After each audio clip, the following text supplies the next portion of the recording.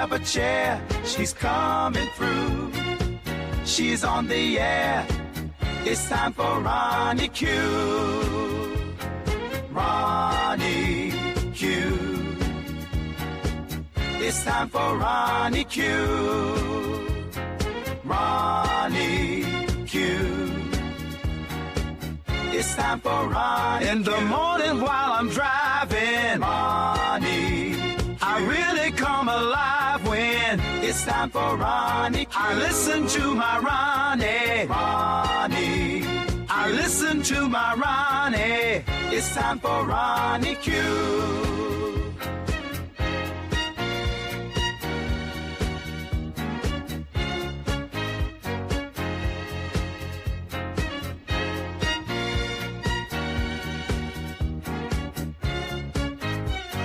Take a seat and go meet Ronnie. Sweet, sweet, sweet, sweet Ronnie. No day complete without my Ronnie. She can't be beat. Sweet, sweet Ronnie.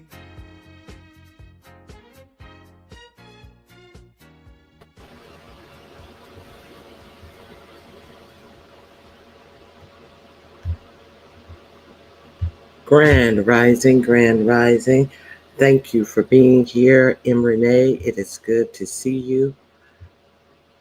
Can you guys hit the like button on your way in? I would appreciate that. Let me remove the dancing kitty cat.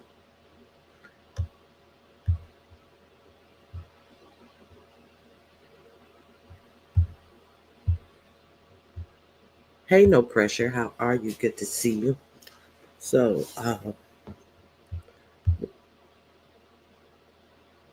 let me remove this as well. Make sure you guys can hear me.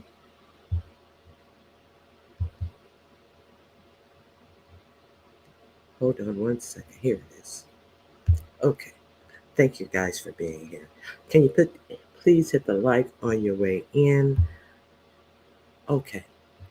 Grand Rising, Madam Scorpio. So we know that this is Black History Month, and I'm going to, all of the links that I use, if I use links, they are already in this description box. So I'm going to start out with respecting our own history, things that they do not want us to do. So let's start with Black history. As usual. Thank you guys for being here. Okay. I'm going to share with you a male and a female men and a woman that I want to share about. I'm sorry. Here we go. Movement. 1 in 4 cowboys was black, despite the stories told in popular books and movies. Are you surprised? The biggest shock for you is it is believed that the real Lone Ranger was inspired by the African-American man named Bass Reeves. Reeves had been born into slavery, but escaped west during the Civil War, where he lived in what was known as Indian Territory. He eventually became a deputy U.S. Marshal, was a master of disguise, the expert marksman, had a Native American companion, and rode a silver horse. Sounds similar to a Tarantino movie? No. If you think he had a unique fate, I'm afraid you are wrong. In the 19th century, the Wild Wild West drew enslaved Africans with the hope of freedom and wages. When the Civil War ended, freedmen came west, hoping for a better life where the demand for skilled labor was high. These African Americans made up at least a quarter of the legendary cowboys. They lived dangerous lives facing weather, rattlesnakes, and outlaws while they slept under the stars driving cattle herds to the market. While there was little formal segregation in the frontier towns and a great deal of personal freedom, black cowboys were often expected to do more of the work in the roughest jobs than their white counterparts. Loyalty did develop between the cowboys on a drive, but the black cowboys were typically responsible for breaking the horse and being the first ones to cross flooded streams during cattle drives. In fact, it is believed that the term cowboy originated as a derogatory term used to describe black cowhands. Esther Jones was the real Betty Boop. Most of you might be thinking, who's Betty Boop? Why Esther Jones? Let me tell you, these baby characters were similar. The difference was Betty Boop was a cartoon character, thought to be inspired by someone else. Sometimes later, people came to know about Esther Jones and realized she strengthened the roots. The iconic cartoon character Betty Boop was inspired by a black jazz singer in Harlem. Introduced by cartoonist Mac Fleischer in 1930, the jazz-age Flappers character was the first and most famous sex symbol in animation. Betty Boop is known for her revealing dress, curvy figure, and signature vocals, boo-wop-doo. While there has been controversy over the years, the inspiration has been traced back to Esther Jones, known as Baby Esther, and performed regularly in the Cotton Club during the 1920s. Baby Esther's trademark vocal style of using bops and other childlike sounds attracted the attention of Helen Kane during the performance in the late 1920s. After seeing Baby Esther, Helen Kane adopted her style and began using bops in her songs as well. Finding fame early on, Helen Kane often included this baby style into her music. When Betty Boop was introduced, Kane promptly sued Fleischer and Paramount Public Corporation, stating that they were using her image and style. However, video evidence came to light of Baby Esther performing in a nightclub, and the courts ruled against Helen Kane, stating that she didn't have exclusive rights to the bopping style or image, and that style, in fact, predated her. Baby Esther's baby style did little to bring her mainstream fame, as she died in relatively obscurity, but a piece of her lives on in an iconic character, Betty Boop. Okay, there we have it. Karens were Karens long before we were around. Did I speak? Madam Scorpio, Grand Rising, Foot Soldier, Grand Rising, Dr. Soapy. So what do you guys think about the Betty Boop situation? I think a lot of people already knew that.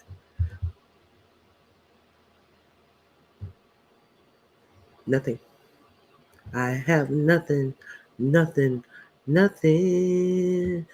Don't make me sing.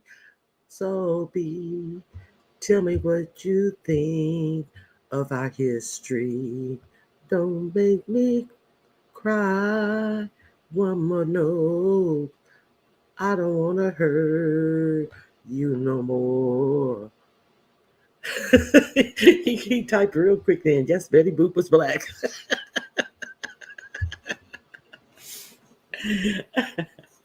Okay, so I think a lot of people may have already known that. Hey, Tay-Bay, what I walk into, a mess. Hey, a whole mess, Tay-Bay. Grand Rising, everyone. Please, I think I have a poll.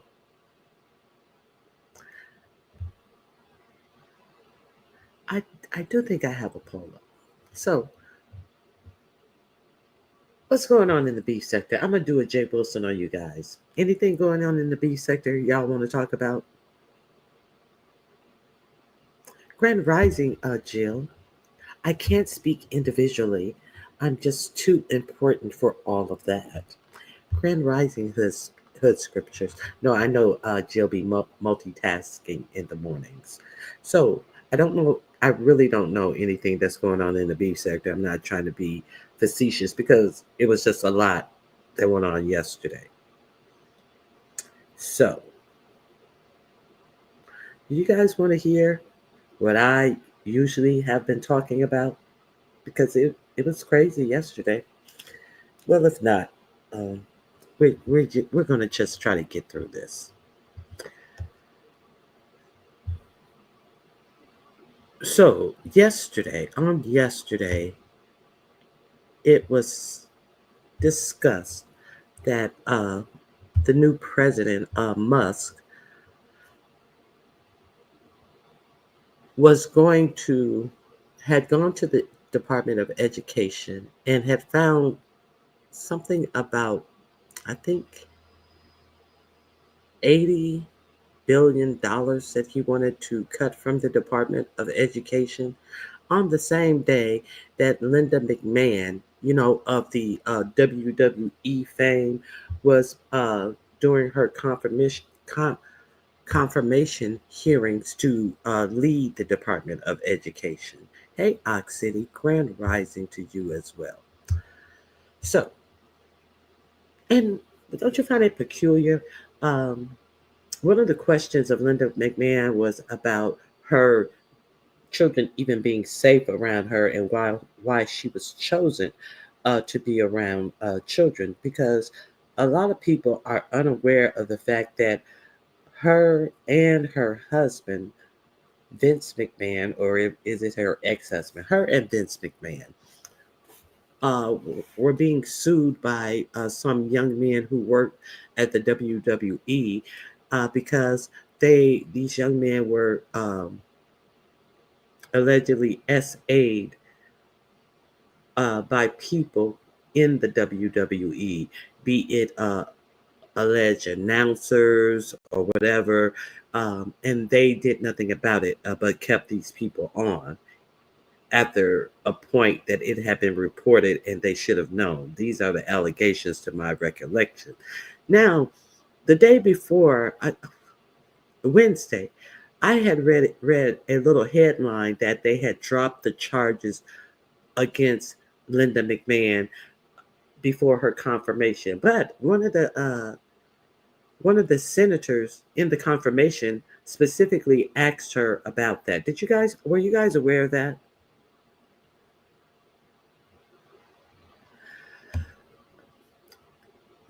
No, I did not. That is a very good question. Did you talk about the Trump administration ordering $400 million worth of those Tesla ugly trucks that have had so many instances of exploding? No, I have not talked about that. That is absolute. Now, where is the person who's doing the research of waste, fraud, and abuse of our money when it comes to these 400 million dollars of Tesla trucks being purchased? Where is the person who is investigating while in government contracts, the new president, Elon Musk, makes approximately $8 million a day? And while he came out and said that he has gone through Medicaid, Medicare, food stamps, and disability payments, and he proclaims that it is the most massive group of fraud that we have ever seen in all our lives. But exactly no detail, no data, no anything. Just a proclamation of, you would be surprised. It is more fraud than you have ever seen. And you know how much the common person who lives on Social Security, he says Social Security, Medicaid, disability, and food stamps. But you know how much the average person who has paid into their Social Security. Some people get Social Security and have never worked, can't work, just didn't work, or couldn't work. So the people who have paid into their Social Security, the average person lives off of $65 a day. While Elon Musk, the one who is saying that the most fraud that he has ever seen is in these departments for the poor. And we're going to talk about the new Republican budget that has come out as well. The budget that wants to totally dismantle Medi-Cal, and it also wants to make I believe it's a 20% cut to people who are on food stamps.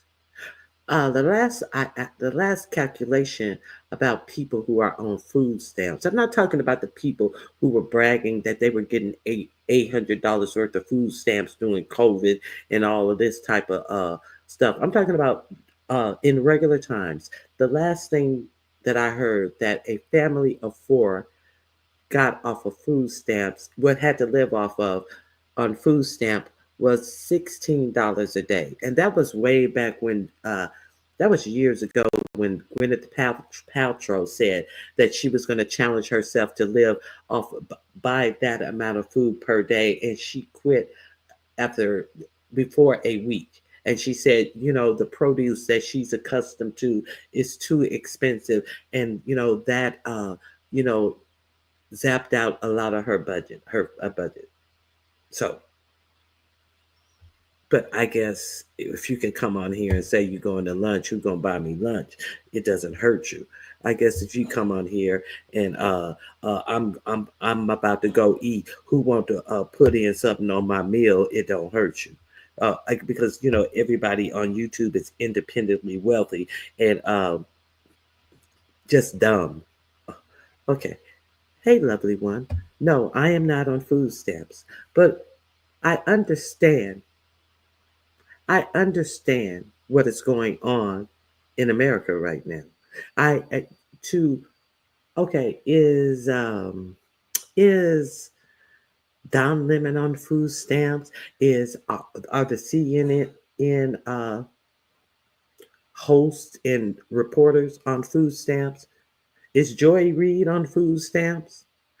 Just because you're reporting on the ills that are going on in this nation does not mean that you are being personally affected. But when I tell you the millions of people who are being personally affected is going to affect you. So, desperate times, when you make people desperate, you don't think that all of these people are going to affect you?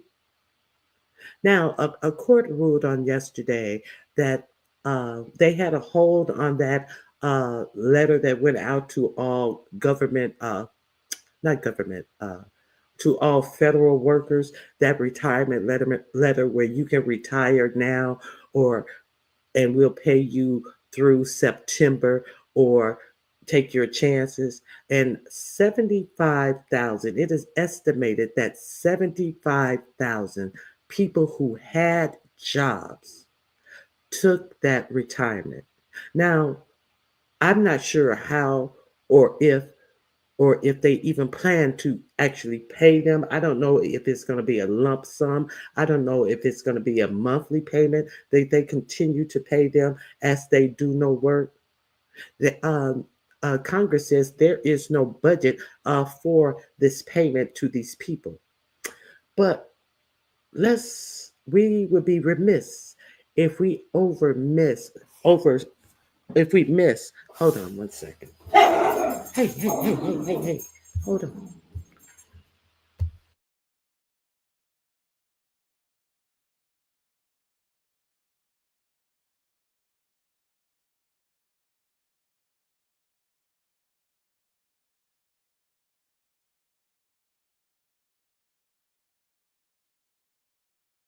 We would be remiss if we ignore what's going on in New York City. So in New York City,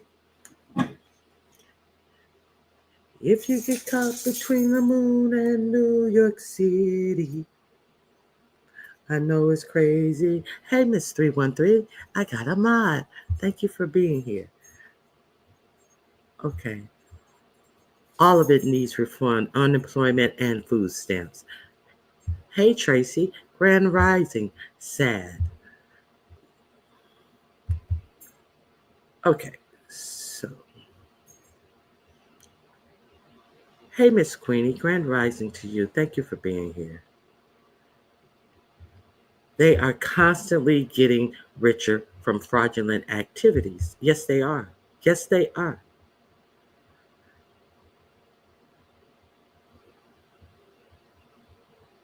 Hey, kind to me, did I speak? Hey, my fave, kind to me. Thank you guys for being here. Okay, now, Dominique Devereaux. You have working people who are on food stamps. These people are ridiculous. I was just, thank you, Dominique Devereaux. You have working people that are on food stamps, and you have companies that intentionally give people 39.5 hours in a work week so they don't have to contribute to their health benefits as well. And now the Republicans have come out with their budget, and in their budget they say there's going to be a 20% cut in agriculture So, that is where the SNAP benefits are. So, where are they going to easily get that 20 cent percent cut in algo? I have such a hard time saying agriculture. Where are they just like uh, feminine, feminine. I can get feminine if I slow down. Agriculture, agriculture. Where are they going to get that 20% in agriculture? Real quickly from the SNAP program. Where else? Because they have. Hey, Dana, how are you?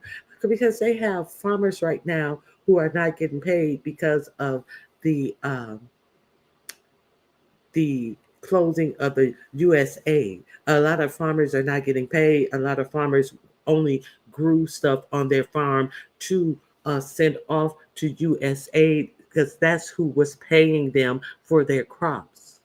So a lot of people are up in arms and panic behind this. So are you guys aware of that? So they're screwing absolutely everybody. It's not like, let me see, they're going to take from the poor, and no, they aren't going to mess with those white farmers. Yes, they've already messed with those white farmers. They're not giving them the money that they had guaranteed them, that they would, the payments that they improved their farms. You know, I, I I don't know if any of you guys have driven across the country and seen those huge farmlands that have that automatic water thing that walks across the farm. That thing costs hundreds of thousands of dollars. A good farm tractor is so freaking expensive just for a tractor. And usually people try to get their tractors to and they used to run a good 20, 30 years, but not so much today. Don Player, um, it ain't your beauty, it's your booty. It's your booty. At least you're honest. Hey, detach myself, Grand Rising. Exactly. Oh, they're not going to take any more from those farmers because they are on their asses. Okay, I got you, Miss 313. Okay. See, that's why Cujo was barking. Stop talking all that. Stop all that singing. Okay. Okay. So now in New York City, speaking of my singing, okay, in New York City, um, there's a lot going on in New York City. I'm gonna start with what I really want to. I'm gonna start with. I'm gonna keep it where it's at. In New York City, they had FEMA funds in their account. And yesterday they woke up to $80 million being taken from their account.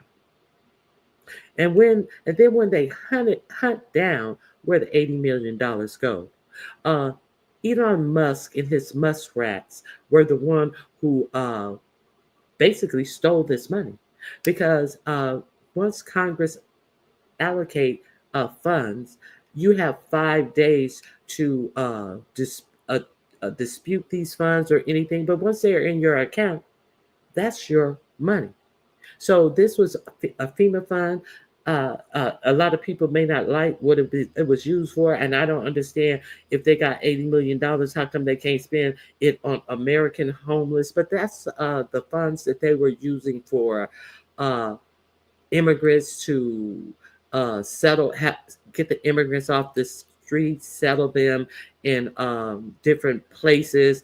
They opened up an old abandoned hotel to put them in, to house them in. So then you see none other than Elon Musk sitting up there saying they housed them in luxury hotels and they were paying 2 times the room rate. No, they didn't house them. It may have been a luxury hotel in its heyday, but they had found a hotel and they had to make it livable for them. And that's where they were housing them. And the cost of the room per person was $12. So there you have this liar up there saying that they were in luxury hotels and they were charging them double the rate. So they decided to just not alert them, not do anything, just to take the $80 million out of their account. Did you guys hear about that?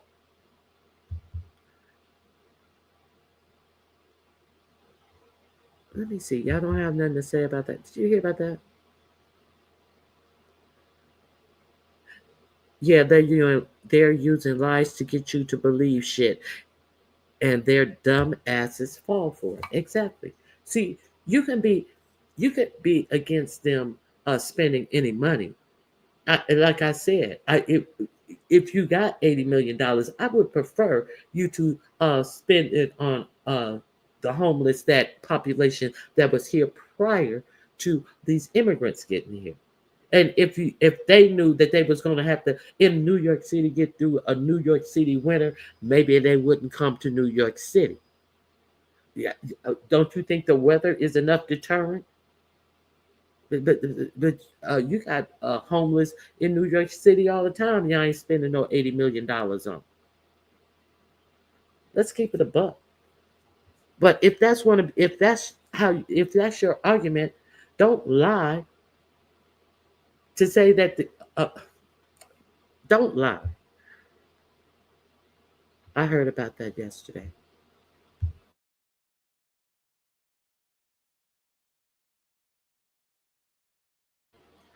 And if you don't want the immigrants here, how come you're not penalizing the people who actually hire the immigrants? How come the problem is always with the individual people, not the people who employ them? Ever, never.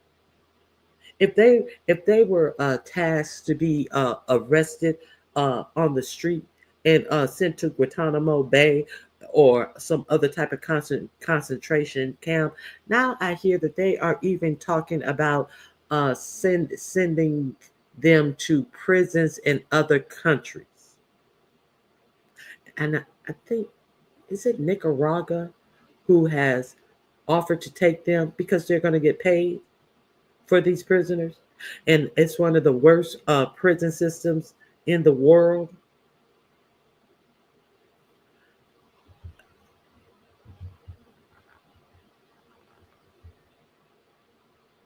It's crazy how they are allowing them to just go into these accounts and siphon money off. Yes, it is. It's illegal. It's robbery. They don't have.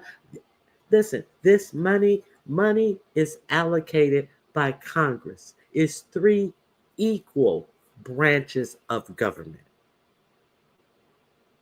Legislative is Congress. They tell you what the money is for and what it's to go to. Uh, the executive branch cannot go behind them and say, "No, I don't want the money to go to this," even after it's been deposited into their account. That's illegal, but it's being done.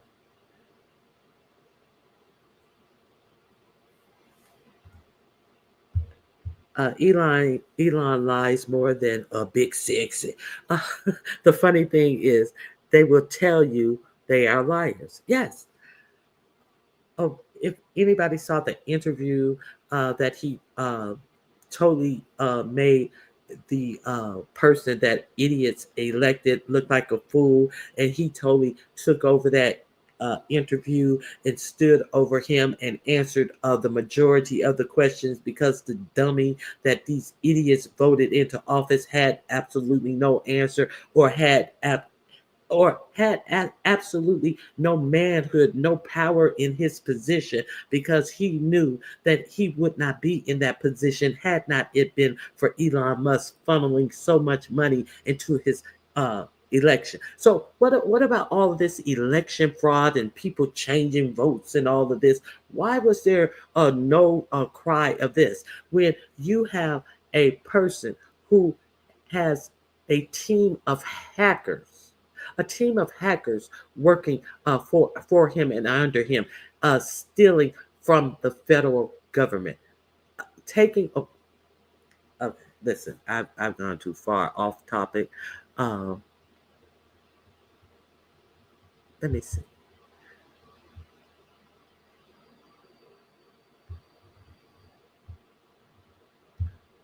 Are you talking about the female worker lady who got fired trying to finish up her work and got walked out trying?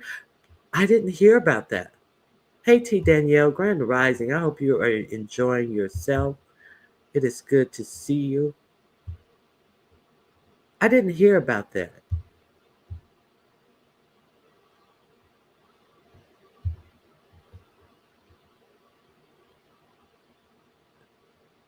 It seems to me all mainstream media is chasing views like we do here on YouTube. I'm not chasing no views.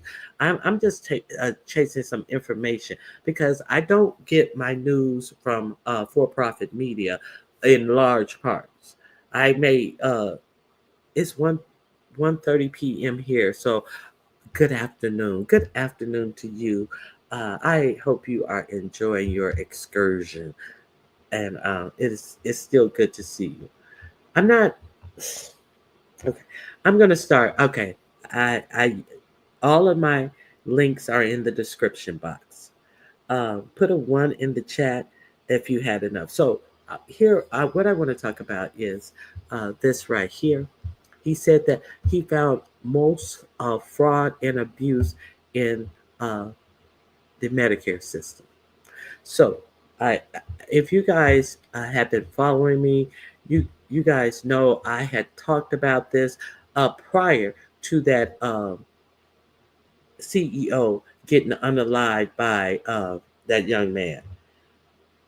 Last year, United Healthcare in 2024 made a profit of $14.4 billion, and then in the order of the profits, the next healthcare system made 6. This is the profits that these people are making. So, if Medicare and Medicaid is such a problem, why aren't they revamping uh, that portion?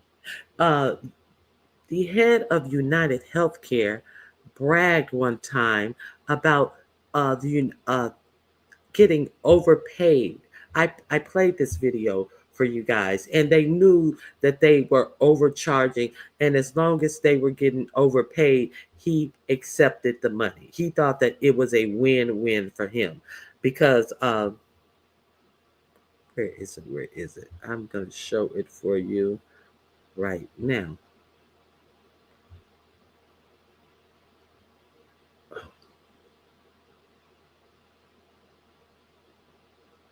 think it's right here. Let me go in order. Let me go in order of my presentation. I don't want to get off. Here we go.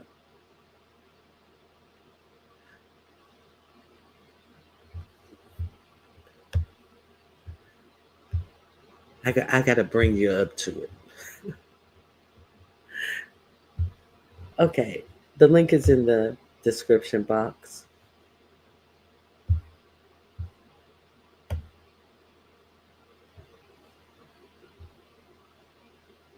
The waste they won't cut. We're going to talk about the waste that they will not cut. Here we go. Why is Amazon paying me 63? Uh-oh. Hold on.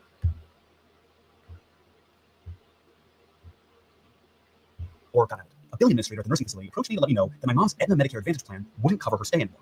Our only options were to bring her home. She could barely walk and was on an IV drip, needing constant medical care. Or to get rid of her Medicare Advantage plan and switch back to regular Medicare. The basic public plan would have rehab nursing facility while we tried to figure out what the next steps in her care plan were. We had a lot of very difficult choices to make when one more got added.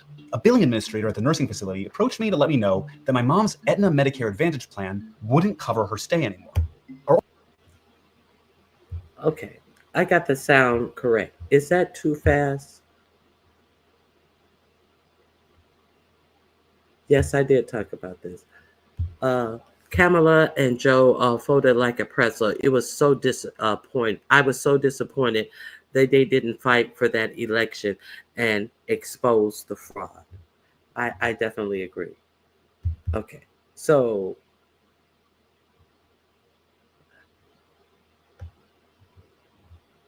the lady over FEMA sent millions of dollars to a luxury hotel in New York when they said no payments were to go out, and she got fired.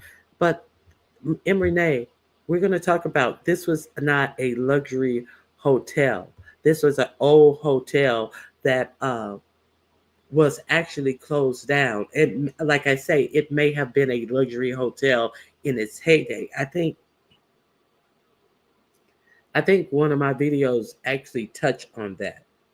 So I didn't hear about that, but I did hear about a luxury hotel being talked about in the Oval Office by Elon Musk, saying that people were they were paying double the rate of a closed down hotel when in fact they were actually spending $12 a night. They rationed $12 a night for the people to stay in these rooms that they had rehabbed of this old, maybe luxury hotel. That's what I've heard thus far.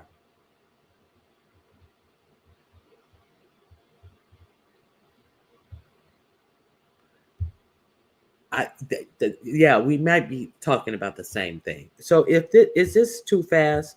I just want to talk to you about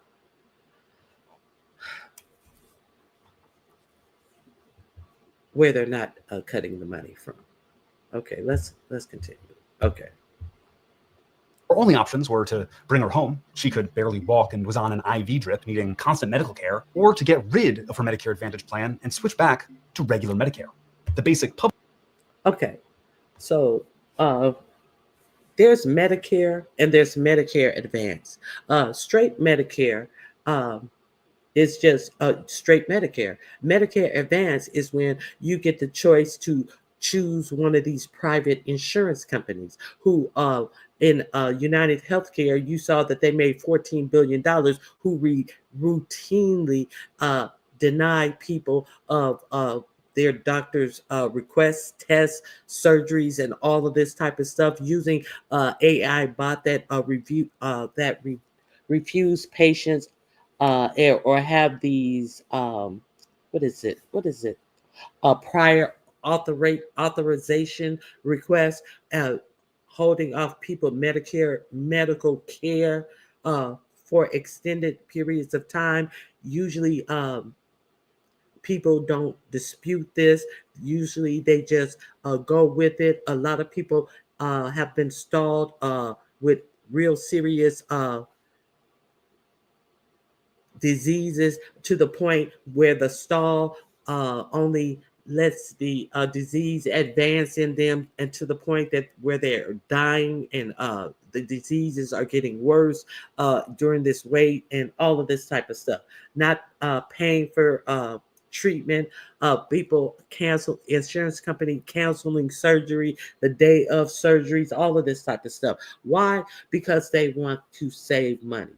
So they are not looking to cut any money in this for-profit insurance conglomerate that they have, this Medicare Advance. Why? Because it's making rich people get rich. It's making their shareholders get rich. If they really wanted to cut money in Medicare, this is what they would do.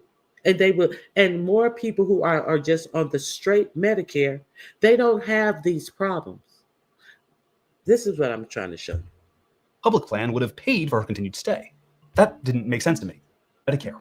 The basic public plan would have paid IV drip, needing constant medical care, or to get rid of her Medicare Advantage plan and switch back to regular Medicare.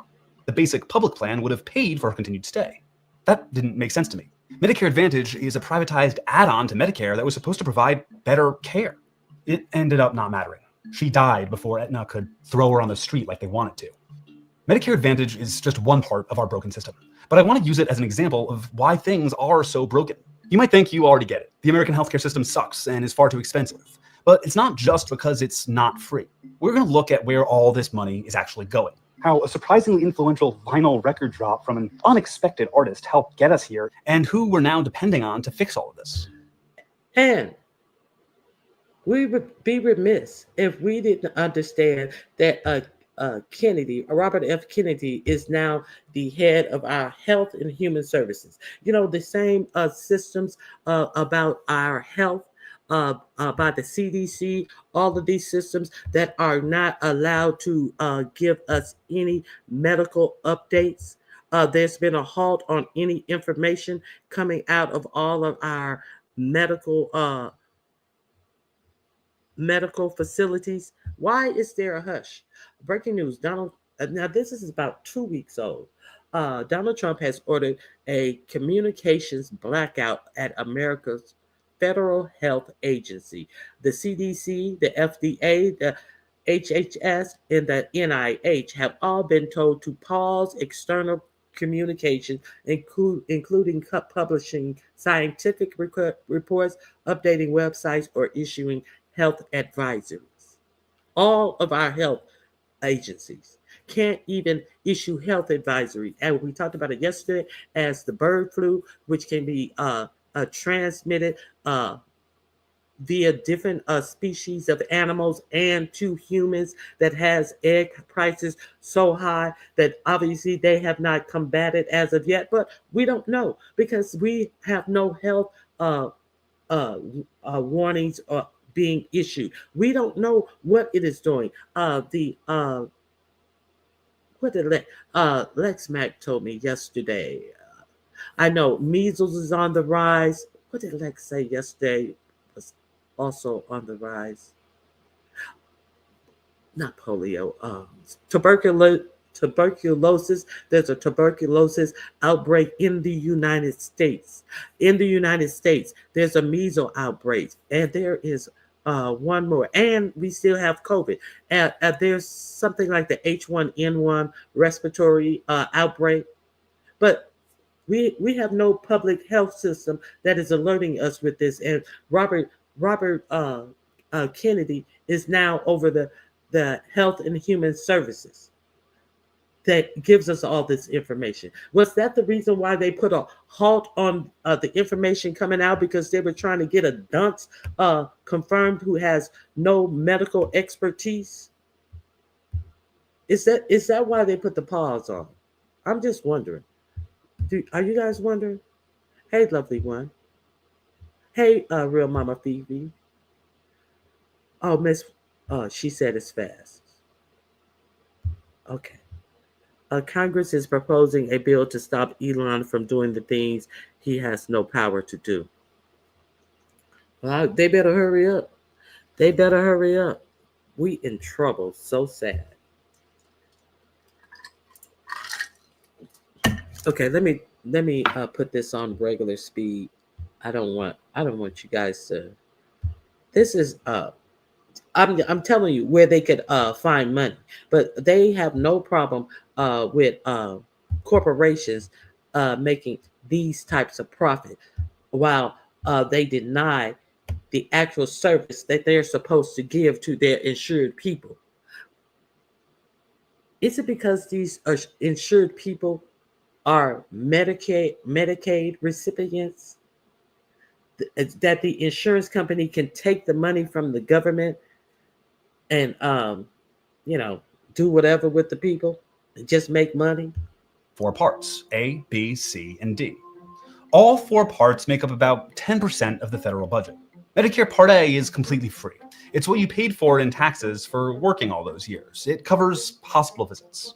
Medicare Part B is an optional add-on. It costs around $175 a month. It covers preventative care and necessary procedures. A and B are fully administered by the government, and the vast majority of their budget, that's taxpayer money and that monthly payment for Part B, are spent on actual care, 98.6%. The other 1.4% goes towards paying for the people who literally work for Medicare, processing paperwork and whatnot. Then there's Part C. Medicare Part C is also called Medicare Advantage. It's an alternative to traditional Medicare that replaces Part A and B with one plan. Medicare Advantage is not administered by the government. It's administered by everyone's favorite entity, private insurance companies, who get paid by the federal government and a monthly fee from the elderly person being insured. Medicare Advantage So they get a double dip. They get paid by the government, and the patient has to pay them as well.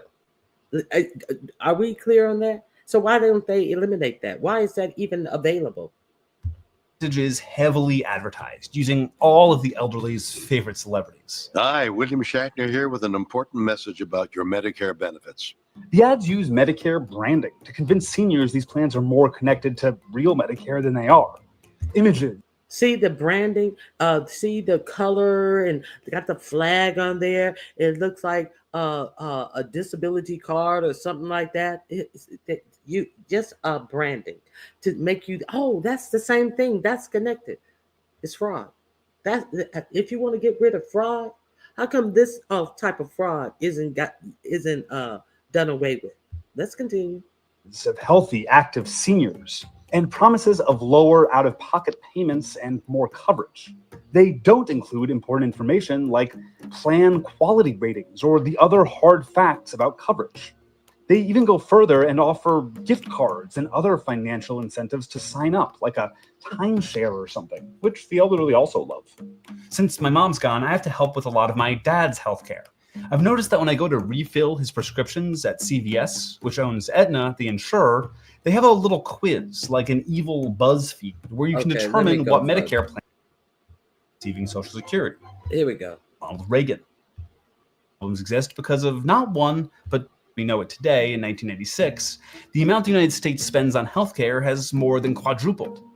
Medicare Advantage and much of our modern healthcare problems exist because of not one, but two versions of Ronald Reagan. In the late 1950s, a fully government-funded healthcare plan for the elderly was actually a possibility. Congress saw two bills that put forth plans for national insurance programs for everyone receiving Social Security, the elderly, in exchange for a small increase to Social Security payments. Early versions of the bill saw the plan as mandatory, but an alliance between private insurers, the American Medical Association, and others who profited off the existing system, which was already predatory, did not want to see that happen.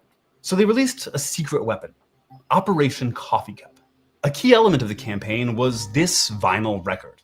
The AMA drafted who was then just a young actor to record Ronald Reagan speaks out against socialized medicine. The record was sent out to doctors' wives, it was 1961, okay, to play for their friends to convince them not to support the healthcare bills, like a Tupperware party for predatory privatized medicine. The record attacked the plans for being controlling. And pretty soon, your son won't decide when he's in school where he will go or what he will do for a living. He will wait for the government to tell him where he will go to work and what he will do. And implored the wives to contact their congressmen to fight the bill. If you don't, this program, I promise you, will pass just as surely as the sun will come up tomorrow. And behind it will come other federal programs that will invade every area of freedom as we have known it in this country. So what we got now? Moving on. Let's see what happens. Change. It wasn't mandatory. That left a lot of power with private insurers. Then, as president, Reagan signed the Tax Equity and Fiscal Responsibility Act, which made a few changes to that existing Medicare program. Importantly, it made it legal for Medicare to contract with private insurance companies. So in the 60s, actor Reagan gave the industry the gift of making Medicare optional. And in the 80s, President Reagan gave them access to even the folks who were on the government plan. That bill allowed for the creation of Medicare Part C, which eventually became Medicare Advantage in 1996. Medicare Advantage. Now, let's talk about Medicare Advantage. Since then, we see a lot of the same arguments about why privatized insurance and healthcare is better than public. They said a government plan would be more expensive. They said it would destroy choice and give worse quality of care. And when the U.S. Among developed nation has the highest cost of health care and has the lowest successful outcome in health care. I've talked about this. Let's continue. They dropped what was the scariest word of that century, communism. Universal health care would be using your tax dollars to support other people, they warned. Medicare Advantage, specifically, shows why each of those arguments is total bullshit. One is the expense. Does Medicare Advantage, adding privatization to a public plan, save anyone money? Well, no, it's costing taxpayers way more. Most estimates find that Medicare Advantage plans cost the taxpayer between $300 and $1,400 more per patient than traditional. So if you're trying to cut out waste, fraud, and abuse, why aren't they going there? Why are they trying to just eliminate Medicare? What exactly? Why? I mean, I see a lot of people just hear this and think that oh, you're just giving something for free and all of this type of stuff, and don't know the intricate details of these different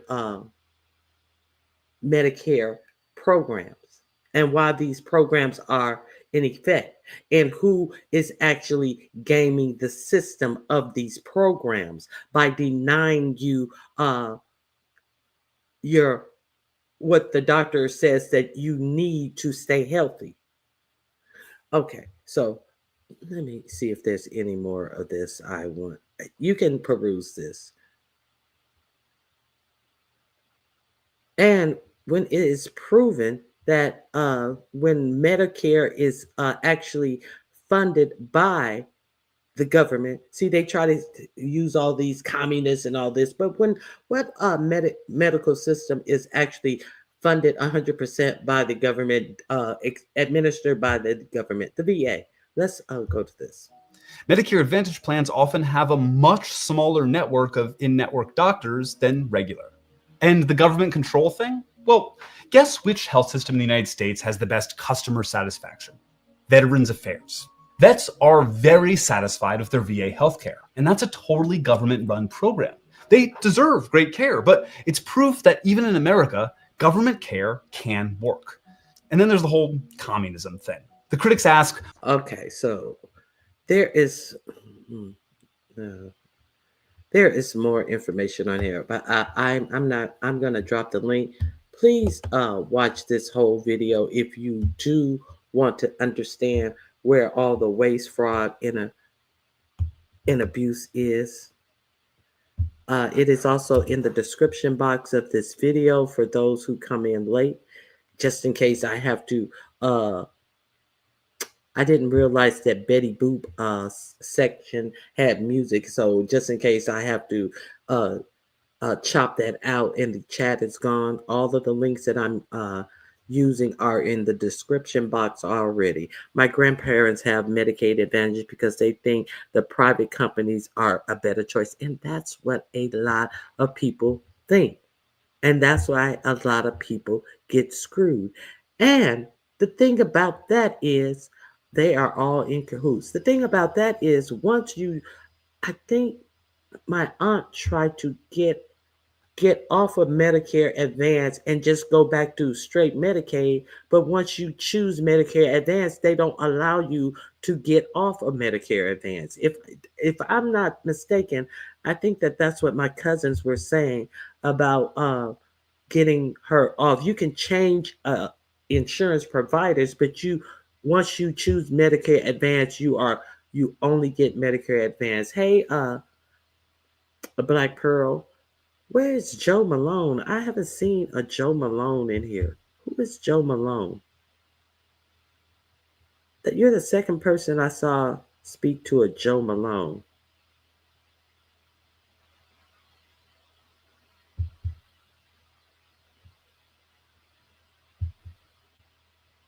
I don't see no Joe Malone. Jay Monet. I said Joe Malone. That's why I don't see no Joe Malone. My bad. Oh, you can't go back to regular. Okay, when you enroll, I thought that you couldn't thought you couldn't go back to that's why I was asking. Thank you for that correction. You should be able to change during the enrollment period, but I thought that they were saying that she couldn't I could be mistaken. I'll check on that. So there's that video. So what did I want to go to after that one?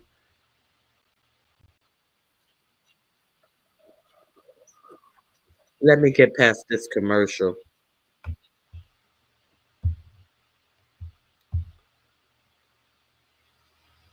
Okay, so this is the budget that the Republicans have put out. So let's hear a little bit about the budget. Let me share my screen.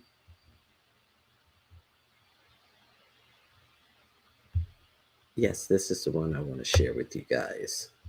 Let me make sure the speed isn't too fast. Of course, the speed is fast because I be consuming a lot of stuff and I be like, let me get this out. Okay, here we go. Budget plan, and in order to pay, House Republicans have finally released their budget plan, and in order to pay for the absolutely massive trillion-strong tax cuts for the wealthiest people in the country, they're doing exactly what we said they would do. They're cutting funding for Medicaid, Medicare, food stamps, all of these programs. And that's bad, okay? We do have a little bit of good news. We're going to get to that, okay? But there's a lot of bad news along the way. The cuts are the first bad news. Then it's going to get worse, actually. So the early budget includes a statement where representatives on the House Budget Committee pledged to cut a whopping $2 trillion in mandatory spending. While the text doesn't mention Medicaid by name, it directs the Energy and Commerce Committee to cut $880 billion at its budget, which is near impossible to do without touching the healthcare program. And of course, they're going to do it. They've been desperate to do it for a long time. It is money that goes to people who have the least, so obviously it will be cut first to make way for more riches for the rich. It also directs the Agriculture Committee to find $230 billion in cuts, which seems to indicate that SNAP will be cut by at least 20%. That's what's left of SNAP, by the way. SNAP gets cut massively every time a Republican gets into office. So we're just talking about more cuts to SNAP on top of that. So what does this mean? Well, the Center on Budget and Policy Priorities, they noted that 36 million people or more could be at risk of losing their health coverage through Medicaid. So 36 million of the people who least can afford to lose their health insurance could lose their health insurance. 40 million people could receive less help from SNAP to buy groceries, especially as inflation continues to rise under Donald Trump's seemingly like crusade to make sure that inflation is as bad as possible. Millions of them could potentially lose all of their food assistance altogether. On top of that, the Education and Workforce Committee has been allocated $330 billion in cuts, which is expected to come from student loan programs. So you're going to be even more in a debt spiral thanks to that. And so all of that is bad. All these cuts are bad. Here's what's worse. That's not even close to enough to pay for the tax cuts. That's less than half of what is now estimated the cuts will cost. And so there's either trillions more cuts coming or just trillions more that will go to the national debt. The exact same thing that happened in Donald Trump's first term is happening again. Now I'll have a little bit of good.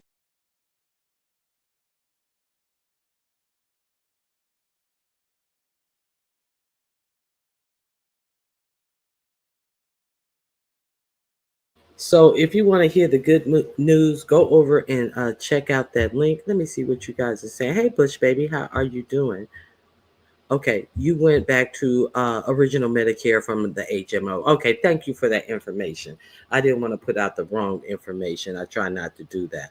Wow. So that is all of these cuts are because they want to give the rich people, they want to keep the tax cut that Trump had given expires. So they want to reinstate that tax cut, which added so much to our deficit under his first term when he gave it to them. So now that they have the House and the Senate, they just feel like, well, we can make cuts to every agency that help old people, disabled people, and poor people, because that is that's not going to look like it's so bad. They should pull themselves up by their bootstraps. Meanwhile, they're throwing out people who are working for the federal government. They're dismantling agencies. And I talk. See, this is where it don't make no sense. It's either or. So these people are 75,000 people approximately have been estimated to have taken this buyout letter that the government has given me. So that's 75,000 people who are not on the working rolls, who won't be having insurance. They said they're going to pay them through September. Are they going to have insurance through September? What are they going to do in the meantime, in between time? It ain't so. You mean it's 75,000 jobs out here that they can absorb this workforce into, making the same type of money? This isn't going to cause harm on everybody. At the same time, where they're putting people out of work. Now, we went through this when we were talking about Project 2025. I played Michael Steele talking about, well, you guys are talking about putting approximately 50,000 federal workers out of a job. And the president of the Heritage Foundation actually said, he said, how will you choose these people? He said, we're going to choose these people based upon their ability to have an alliance to the new administration agenda. And he said, if we go and we see people have voted for Democrats, we know that they're not going to have an alliance to the president's agenda. That came out of the president of the Heritage Foundation, who were the think tank behind Project 2025. And then he said, well, that could be more than 50,000 people. Just because they gave to a Democrat, he said, well, it just doesn't appear that they would align with our new agenda. And then the Heritage Foundation president said, well, actually, he said 90% of federal workers have given to a Democrat, whether it be Congress, Senate, state, local. He said actually 90% of the workers have given to Democrats. And he said that there are 2 million federal workers. So the math says that means that they are going to eliminate 1,800,000 workers. Not 50,000 workers that they were that the for-profit media was saying possibly 50,000 people could go without a job. Well, when the man sitting up there is telling you there's 2 million workers and 90% of them had given to Democrats and they're going to be out the door, that's 1,800,000 people. The pull yourself up from the bootstraps, motherfuckers. I see, because people act like they can't do math no more. People act like they can't understand simple English no more. So their head game was to come in and put 1,800,000 people out of their jobs. What day is this? Today is the 14th. So he got inaugurated on the 20th.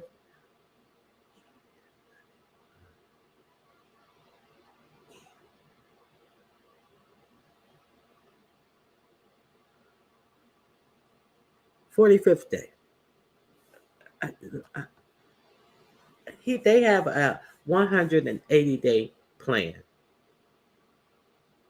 Look at where we are right now.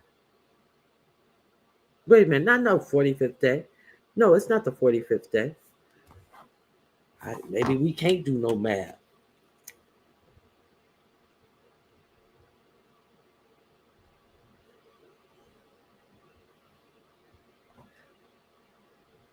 Oh, yes, we are on the 45th day of... Wait a minute. Hold on.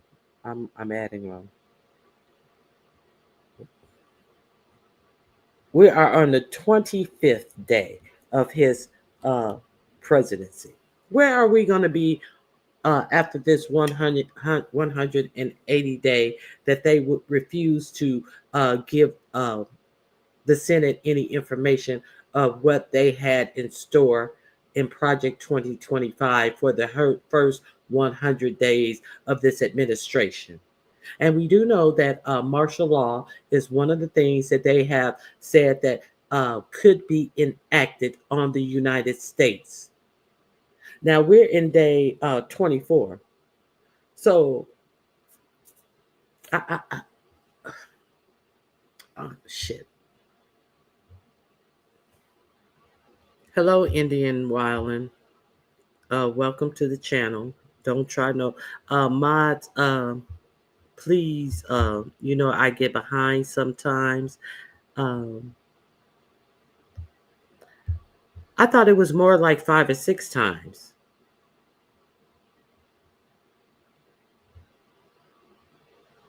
The rich already have more than they can spend, their heirs can spend, and they need more.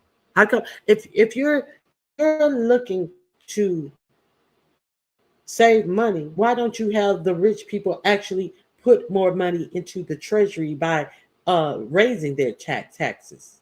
These are the people who can afford it, and it's not going to adversely hurt them, other than their dick wagging. I got more money than you. At this point, if their taxes are increased, it's not going to hurt them. That trickle down theory is not working.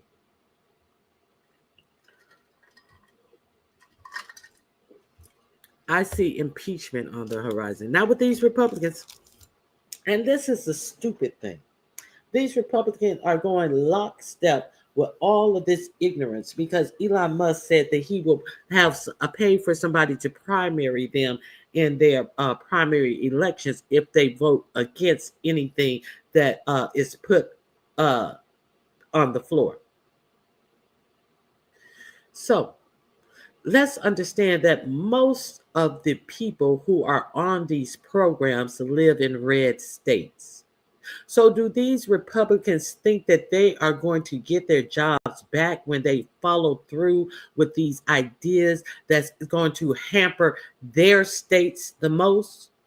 So they may as well make common sense solutions. They're going to lose their job either way it goes. They have absolutely no balls. We're not going to play like it's Democrats who benefit from these programs the most. Most of these programs are benefited by people in red states. Okay, so let me show you. No, nothing? Yeah, ain't got nothing? America is pushing back. We have a fight on our hands. Yes, we do.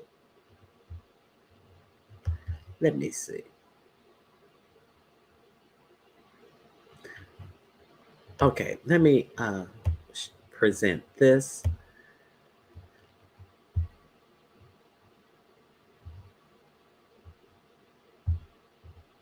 Here we go.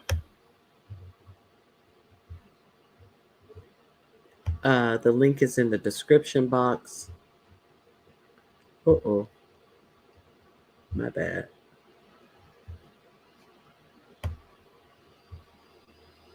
Okay, here we go.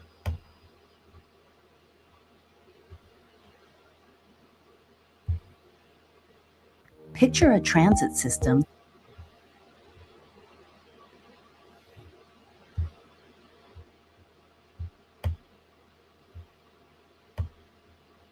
Republicans as well. In fact, they're going to target Social Security, Medicare, and Medicaid. So we'll talk about that. Then we'll get to Donald Trump doing Elon's dirty work and smearing the anti-scam police, the CFPB, Consumer Financial Protection Bureau. I'll break that down for you. There's also an assault on at-home workers. So, Trump and Elon are totally against that. And there was a directive that all government workers have to show up to an office. So more on that. There's a lot to say about that. Then, of course, we have another Joe Rogan video, or as I'm now calling his show, the Elon Musk Suckfest experience. And later on, a CNN guest drops relentless truth bombs on their head over what Trump is going to do in Gaza. And Tesla sales the world over are absolutely imploding. Gee, I wonder why that is. Can't quite figure it out. All right.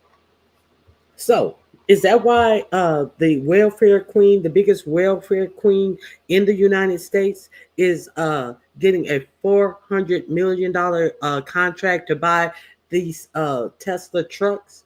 Because his sales are flopping all over the world, not just in the United States, all over the world. But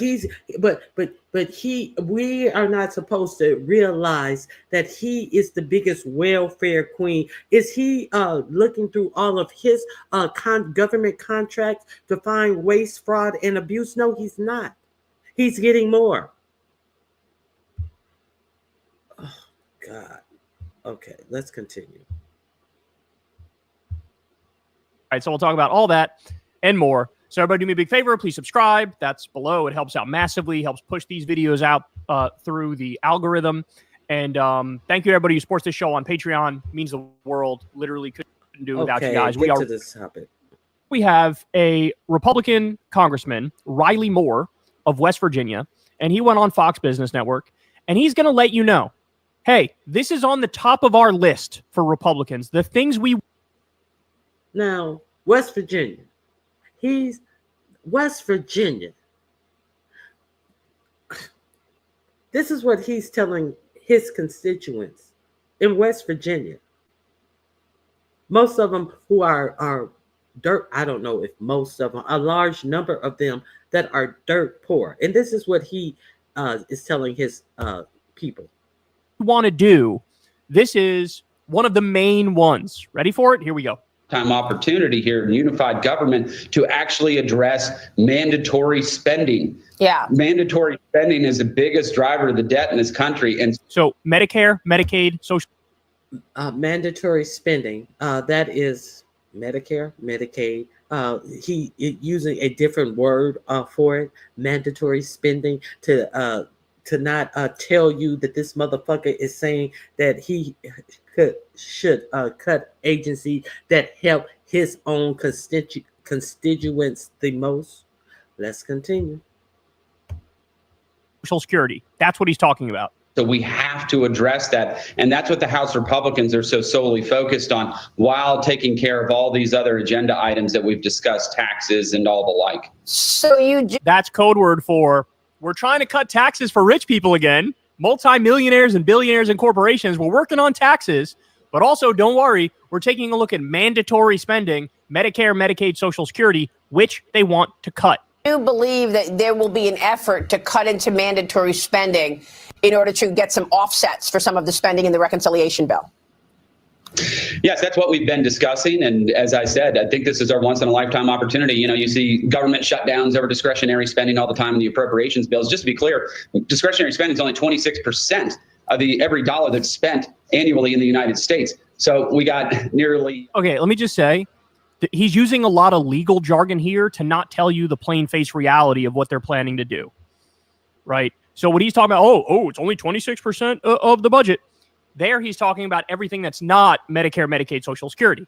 So in other words, that includes defense. And he's like, bro, I mean, I don't know why we go after that stuff, bro. That'd be kind of crazy to go after that stuff, bro. It's such a small part of the budget. The reason to go, he's going to tell you. Okay. Excuse me. We're talking about like $900 billion, right, per year.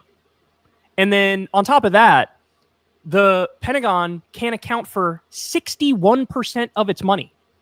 They failed 61% of their money. I told you that they failed their last 6 audits. They don't know where the money went. They cannot account for it. And it is 61% of the Pentagon's budget, which is 850 something billions with a B dollars. But they're looking to cut waste, fraud, and abuse at the level of the poor people, because they actually do know where that money is going. They know exactly where that 61% of that money is going. And they want to keep it going where it's going. So it's the poor people who are the problem. Get it? These are some of the things I just wanted to discuss. What do you guys think about these things? Let him tell you. the same thing. 7 audits in a row. If you actually gave a shit about cutting waste, fraud, and abuse, as Republicans say they do all the time, you got to cut the Pentagon budget like in half, bro. In half. And he's like, oh, I wouldn't touch that. That's only 26% of the budget. Why would we do that? That's crazy. Let's look at this mandatory spending, which is, again, the Republican way of obfuscating the reality that what they want to do is cut Medicare, which is health care for old people, Medicaid, which is health care for low-income people and disabled people, and Social Security, which is grandma and grandpa's check to make sure they don't go into poverty in their senior years. And if we don't address that, I mean, we're in a world of hurt. You got 75% of it. Not only Social Security, you paid into it. That's your own money. That's your fund. That's not gifted government funds that are given to you. That is the funds that you paid into the system for when you are old. Let's continue. It's mandatory. It was like, bro, we got to do something about this debt. And when I say that, what I mean is let's add more debt by cutting taxes for Elon Musk and his robber baron buddies, but also cut grandma's health care. Oh, great. Thank you. Again, guys, I know I've said this before, but you really need to understand. If we didn't have, let's say, political debates, if we didn't have these politics, we don't want that.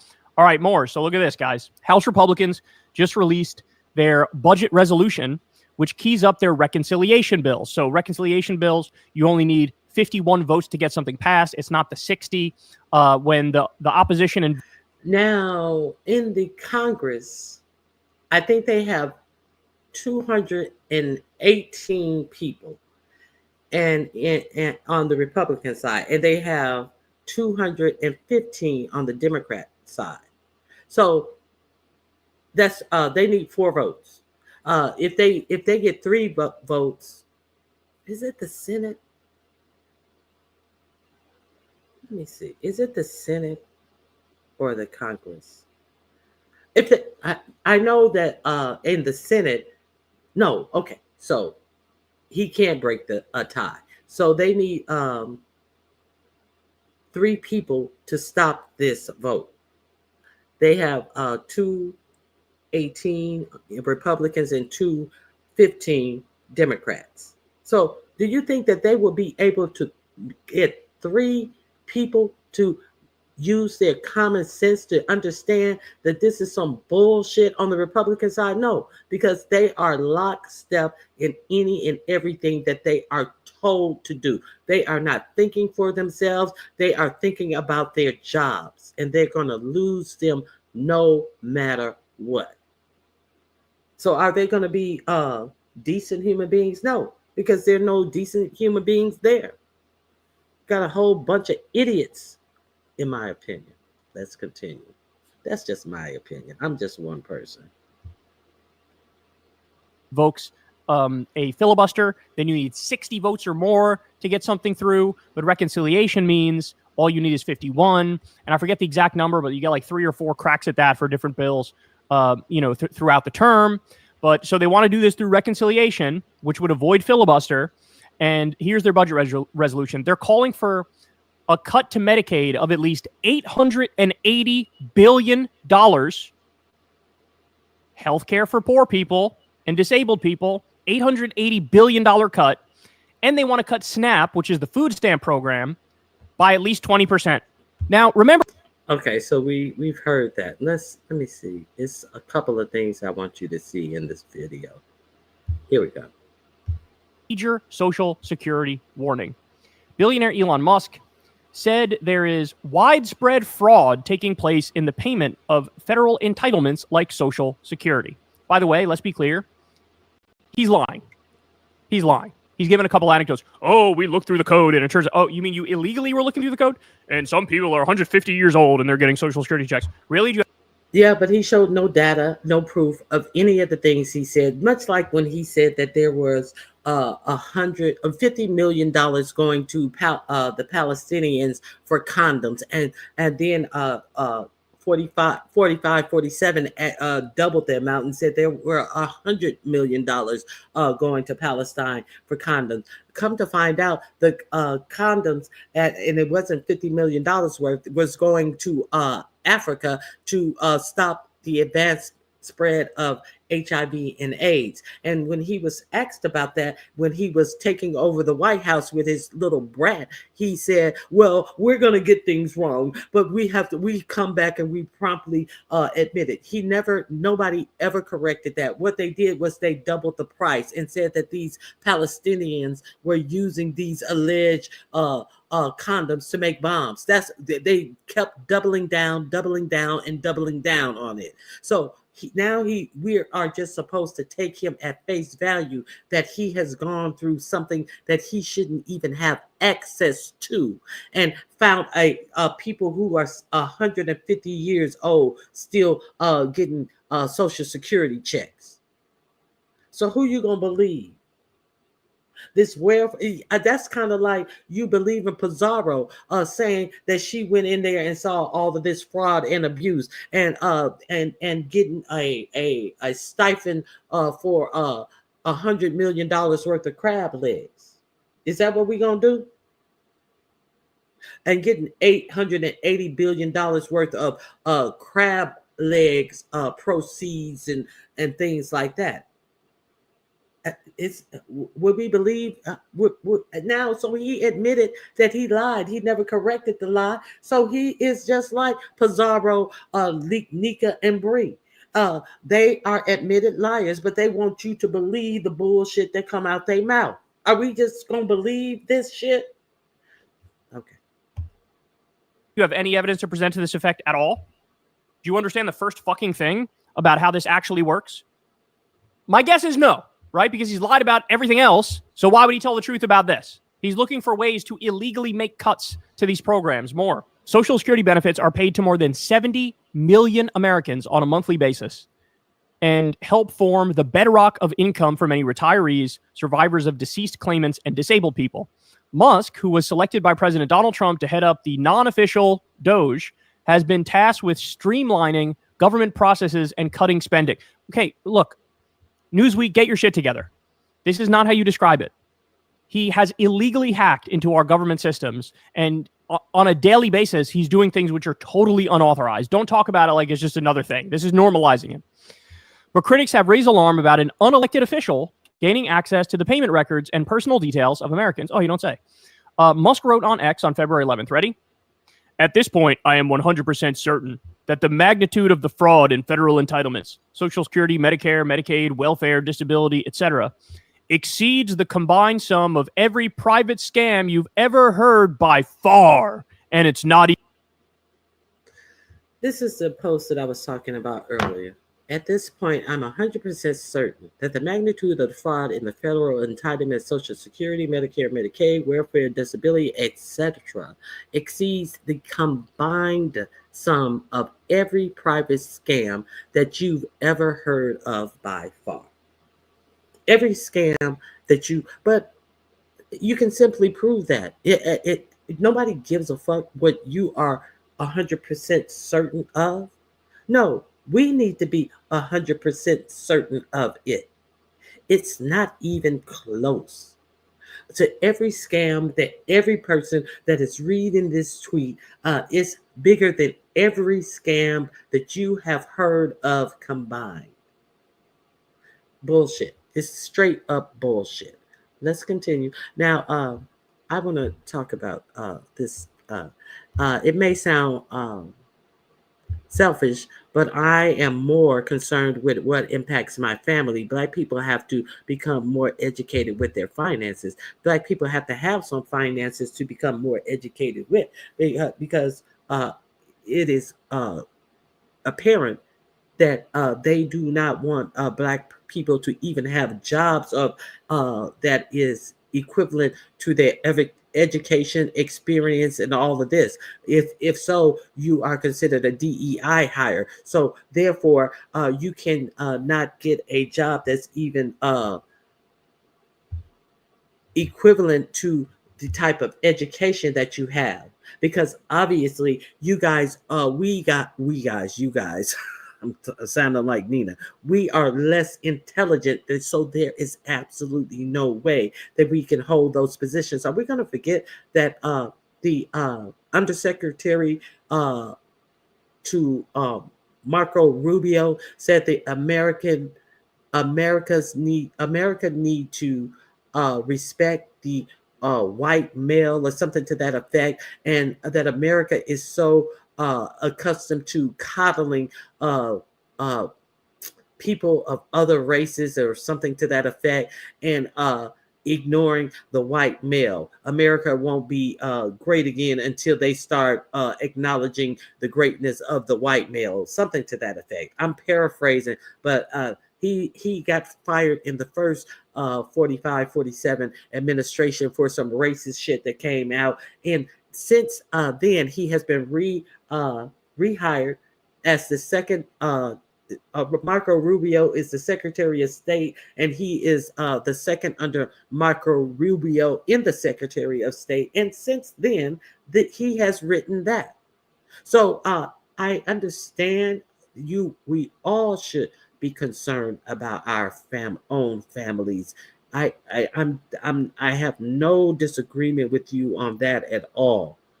But I'm talking about in totality how they are trying to reshape America and put us in a second-class citizen type of situation. So with all of these jobs that have been lost, and with the climate that they are trying to put around this DEI, do you think that more Black people who are not in the federal government are going to lose their jobs to make way for these people? You know, with the end of the DEI, they said that they want to spread that to corporations, to private corporations. And we saw what Walmart, Target, what's that other big store? They McDonald's. They all have gotten rid of their DEI initiative. They are not government run companies. These are private companies. And as soon as they got rid of it at the government state, they dropped it as well. So I understand you are exactly right about this, but I'm just trying to make an overall point. Happy Valentine's Day to you and to all of you. Miss Queenie was the first one to remind me. Happy Valentine's Day to you all. I hope you guys have a great Valentine's Day. I rely less on the government for advice and guidance. Of course, you cannot rely on the government for anything because, the government is not the place to get advice and guidance for. If you are in your 20s and 30s, invest in a financial advisor for your future financial endeavors. That is a absolute correct point.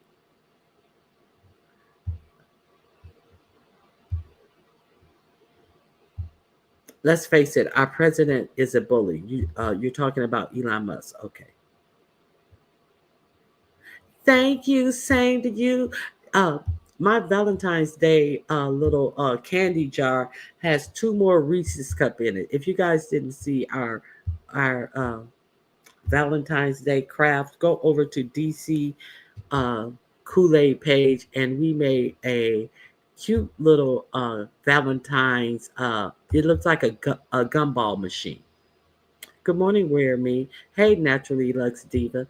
Okay, so I'm gonna end that video.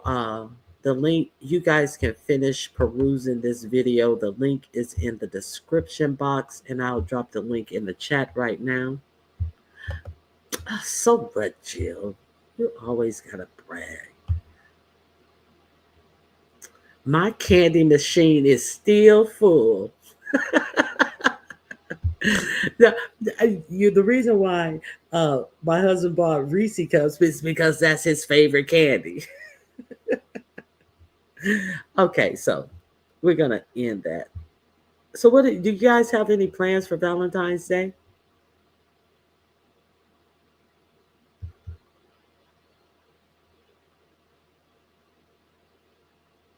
Some folks don't want to work, learn, or do better for themselves or their families. I'm more concerned about my own family as well. You're right. You're right.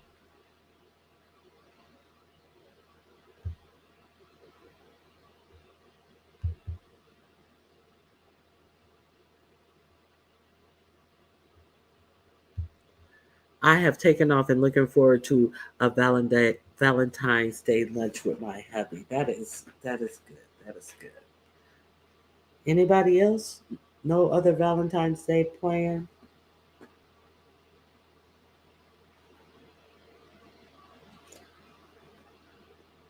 I think lunch is better than dinner because, like, you know, well, my husband is making me dinner, so uh, that's what I'm doing for Valentine's Day. I don't know what I'm getting for a gift, but we're still celebrating our 40th wedding anniversary. 40 years. That is beautiful. Congratulations on that. I know T. Danielle is celebrating. I don't know if it's their anniversary. She's celebrating their retirement, and they are on a month-long trip. Um, so to a beautiful place, to beautiful places, should I say? So my daughters and I are going. My daughters and I are going about next week. Valentine's Day be too crowded. Yeah, that's why. Uh, you know, he asked me, did I want to, go out? And I was like, no, it just be too crowded and just too loud and too, nah. So, he was like, okay, well, I'll cook you something what you want. It's like, okay. We will spend the evening at home. A few friends are coming. Oh, that's cute. You're welcome. Okay. I'm making dinner, watching Netflix, and relaxing tonight. Now, what I'm watching on Netflix, have you guys seen Narcos on Netflix? Oh, and there's some good stuff coming up on Netflix that I want to see. Oh, I can't remember the name of them, of course, because I rarely go into Netflix, and I rarely go into Netflix. And we have all these streaming services, and my husband, he has seen like every movie on all of the services, and he's like, you don't never watch TV. You don't never watch TV. I was like, I'm just embedded in getting my show together, watching the news and all of this shit. So, you know, nobody's seen Narcos. That's on Netflix. It's really good. But the thing about it is a lot of it is in Spanish, so it has uh, subtitles. So, and it is some English in it, but most of it is in Spanish. And at first I was thinking like they're gonna begin in Spanish and then they're gonna start talking English, but no, most of it is in Spanish. So if you don't like those type of movies, and I generally don't like those types of movies that all of it is in subtitles, but this it's not a movie, it's a series. This series is really good. Oh, you've seen it. This series, I'm on the uh the first whatever. It has three different editions, and I'm on season 1. It has 3 different seasons. I think they're between 8 and 10 episodes. I don't like those types of series of movie either, but it's good. Yeah, I was surprised it got me hooked in on that. Yeah, I really got hooked in on that. Okay, so this is what I wanted to tell you. I'm going to be catching up on Wrong Side of the Tracks. I haven't heard of that. Is that on Netflix?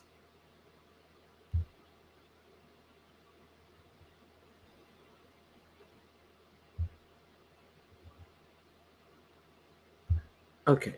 This is what I wanted to share with you guys. I've shared it with you once before. Now, waste, fraud, and abuse. This is the head of United Healthcare. Healthcare CEO brags about stealing from taxpayers. So there was supposed to be something that came into effect to prevent healthcare insurers for overcharging their patients, private healthcare insurers. And who is this? None other than the CEO of United Healthcare. And I was talking about Medicare Advantage earlier. The person who was unalived was the brainchild from how to get more money out of the patients that they have who are on Medicaid Advantage. This was the correlation that I forgot to tell you. So prior to him getting unalived, he was the one who put in all the AI technology that turned down 90% of the patients automatically and all of this type of stuff. And they knew that it was a problem, but they kept it going. Prior to this is the head, the CEO of over United Health Group, which is the parent company of United Healthcare. This is what he said about the mistakes that keep getting paid for of overcharging Medicaid. So Medicaid, it has a fund, and they knew that they were getting money wrongly. But this is what he had to say about it. Dollars, not just in revenue, in profits, by exploiting the. Hold on, it's too quick.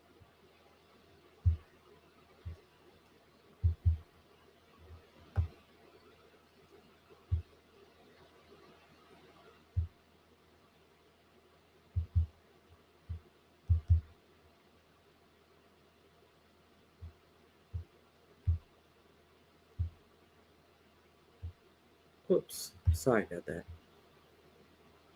The government's Medicare Advantage program. Insurance companies have made billions of dollars, not just in revenue, in profits, by exploiting the government's Medicare Advantage program. A recent New York Times investigation found that 8 out of 10 of the largest Medicare Advantage providers overcharged the government. In fact, 6 of the 10 have been accused of fraud by both whistleblowers and government officials. Before the Biden administration could implement any rules to mitigate or prevent this fraud, private health insurance lobbyists did what they do best. They went to work. They went to Washington. United Health helped lead an aggressive lobbying campaign against new Biden administration rules aimed at limiting Medicare Advantage insurers' ability to overcharge the federal government by making patients appear sicker than they actually are. United Health CEO Andrew Whitty appeared on Capitol Hill in person to lobby against the proposed changes, which the lucrative Medicare Advantage industry falsely characterized as cuts to the program that now provides insurance to nearly half of the overall Medicare population. Now, that lobbying effort culminated with big rewards for the private healthcare industry. Just last month, the Centers for Medicare and Medicaid Services, otherwise known as CMS, agreed to slow down its regulatory agenda by imposing policy changes over a period of 3 years rather than all at once. By the way, with no justification. Like, why are you slowing down the implementation of these regulations? Is it because the lobbyists showed up and demanded you do so? CMS also agreed to boost Medicare Advantage payments or payment rates by more than previously expected. But just how bad has the overbilling been? We can get to some of those numbers. When it comes to excess billing, CMS, which by the way, agreed to slow down their regulations and their crackdowns on overbilling, recently estimated that overpayments to Medicare Advantage totaled $11.4 billion in fiscal year 2022, a significant drain on the Medicare trust fund. Other estimates, according to Democracy.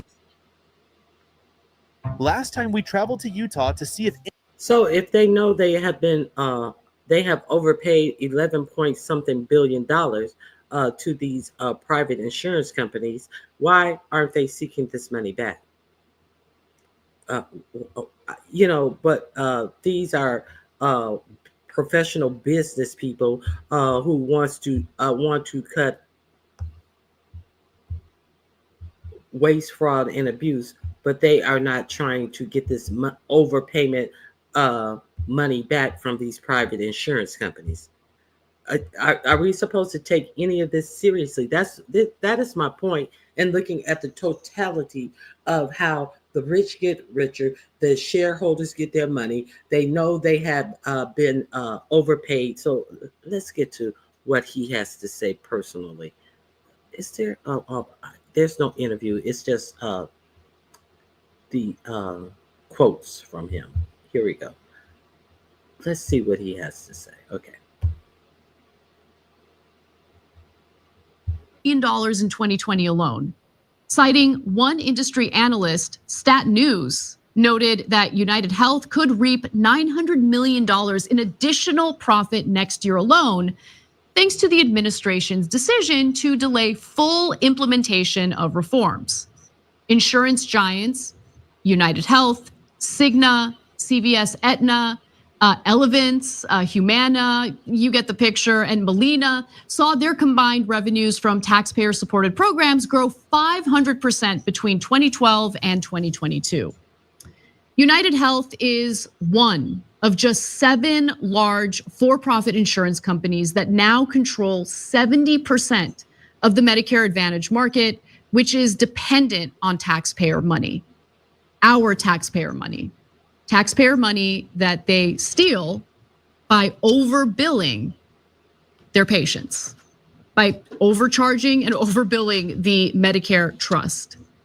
So it's incredible to me that on one hand, you have Republican lawmakers pretending to be panicked about the solvency of various social safety net programs, whether it be Social Security or in this case, the Medicare trust. Shouldn't we do something about the private companies that are defrauding the system? Shouldn't we crack down on that? And by the way, the Biden administration aiding and abetting the robbery in the first place, it's pretty disgusting. Like, what is he gonna do? Is he gonna blame Trump for that too? This is happening under his watch. The Biden administration is fully aware of what these private insurers are doing in stealing money through overbilling. And they're letting it happen. They're slowing down the implementation of these rules that are meant to crack down on this terrible behavior in the first place. Just something to keep in mind when the Democratic Party pretends to be better than Republicans. Because fact of the matter is, the whole corrupt political system that we're currently living under does not discriminate against Democrats. The money flows into the coffers of Democratic lawmakers and Democratic politicians as well. So just like who it discriminates against is the people who need these programs. That is my point of this video. So I played this obviously when Biden was in office. I think it was early last year, or it was sometime in 2023, and then what happens? Then we get, I think this is what I want to show you next. Yes, this is what I want to show you next. Hold on 1 second. Okay, I played that one. All of these links are in the description box. Okay, here we go. I want to share this with you. Okay, so all of these people are just good servants, good workers, the best and the brightest. Okay, so let's listen to this prior to him being unalived. This is what was going on with Brian Thompson.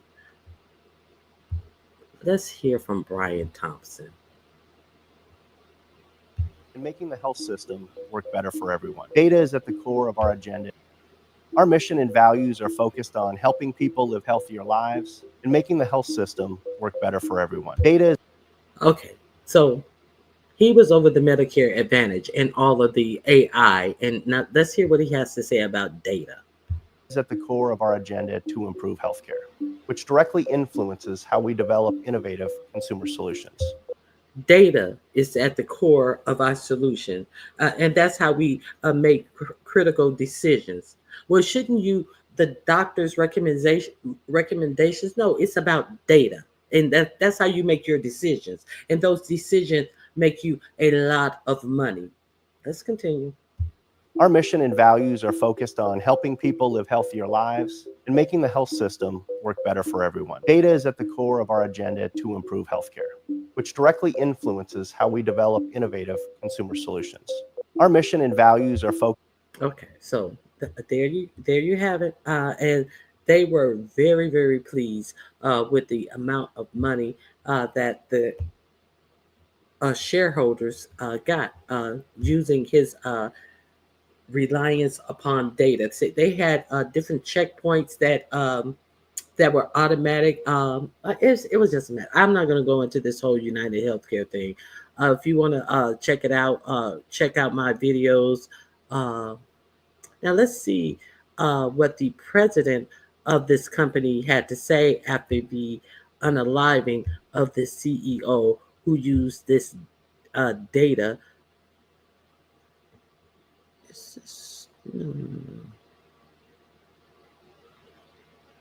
Yes, I think I want you to see this first. Hold on.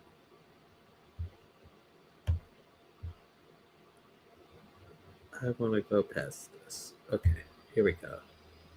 At the center of controversy. United Health Group announced 2 years ago it was acquiring Change, a healthcare technology company, which piqued the interest of the Department of Justice. The DOJ tried to stop it by suing United Health. They alleged the acquisition would violate antitrust laws, but a judge sided with United Health. Jump to February of this year. United, the center of the lawsuit and what it could mean for the overall investigation. For the past couple of years, United Health has been at the center of controversy. United Health Group announced 2 years ago it was acquiring Change, a healthcare technology company, which piqued the interest of the Department of Justice. The DOJ tried to stop it by suing United Health. They alleged the acquisition would violate antitrust laws, but a judge sided with United Health. Jump to February of this year, United Health is dealing with the fallout of a cyber attack against Change. Around the same time, the public learned the DOJ was once again looking into United Health, leading to lawsuits. The healthcare company, along with some of its top executives, are being sued over allegations of insider trading. Including who?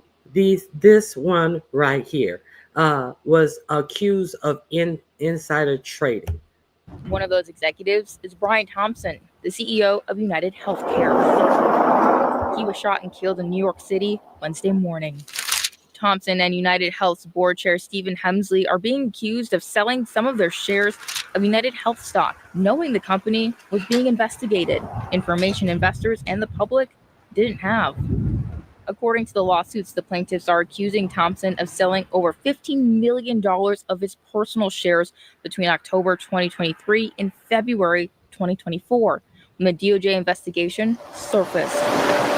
Within that time frame, the lawsuits state Hemsley sold over $102 million of his personal shares.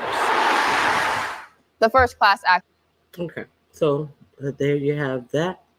The link is in the description box. I just want to piece a couple of little things together to you about these health care services that are making great profit for scamming the Medicare program, this Medicare Advantage, and they're taking advantage of their patients both ways. They are overcharging Medicare, which is taking more money out of Medicare, so that your Congress people can say Medicare is unsolvent because there's not enough money in Medicare. Yeah, because you're letting these insurance executives rob the bank of Medicare, and also they are denying patients their services, which means they do not have to pay for these services. So therefore, they gain more profit. And then they're doing insider trading because they know there's an investigation on them. So they're making more money for themselves. See, I understand that we want to care about ourselves personally, but the whole fucking game is rigged. That's all I'm saying. The whole game is rigged. And it's rigged against the people with the least. That's all I'm saying. Okay. Let me share one more thing with you guys.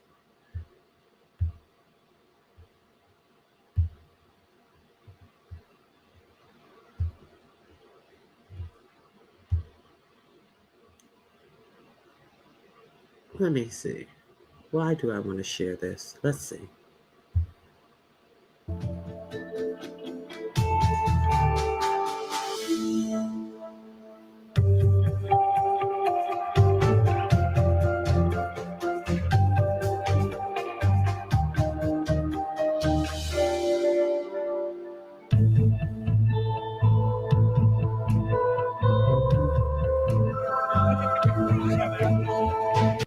Let's start from the beginning. We make sure that care is safe, appropriate, and is delivered when people need it. We make sure care is safe and appropriate and delivered when it is needed. But you're not a doctor. You're the insurance company. So who are you to make sure the care is safe and appropriate when the doctor says this is the care that is needed? So what he is talking about, all the denials that they give. United Healthcare is denies more patients than all other Medicaid Advantage healthcare combined. So this is his reasoning, because we have the right to determine when a procedure is needed. No, you don't. You are the insurer. You are not the doctor. Let's continue.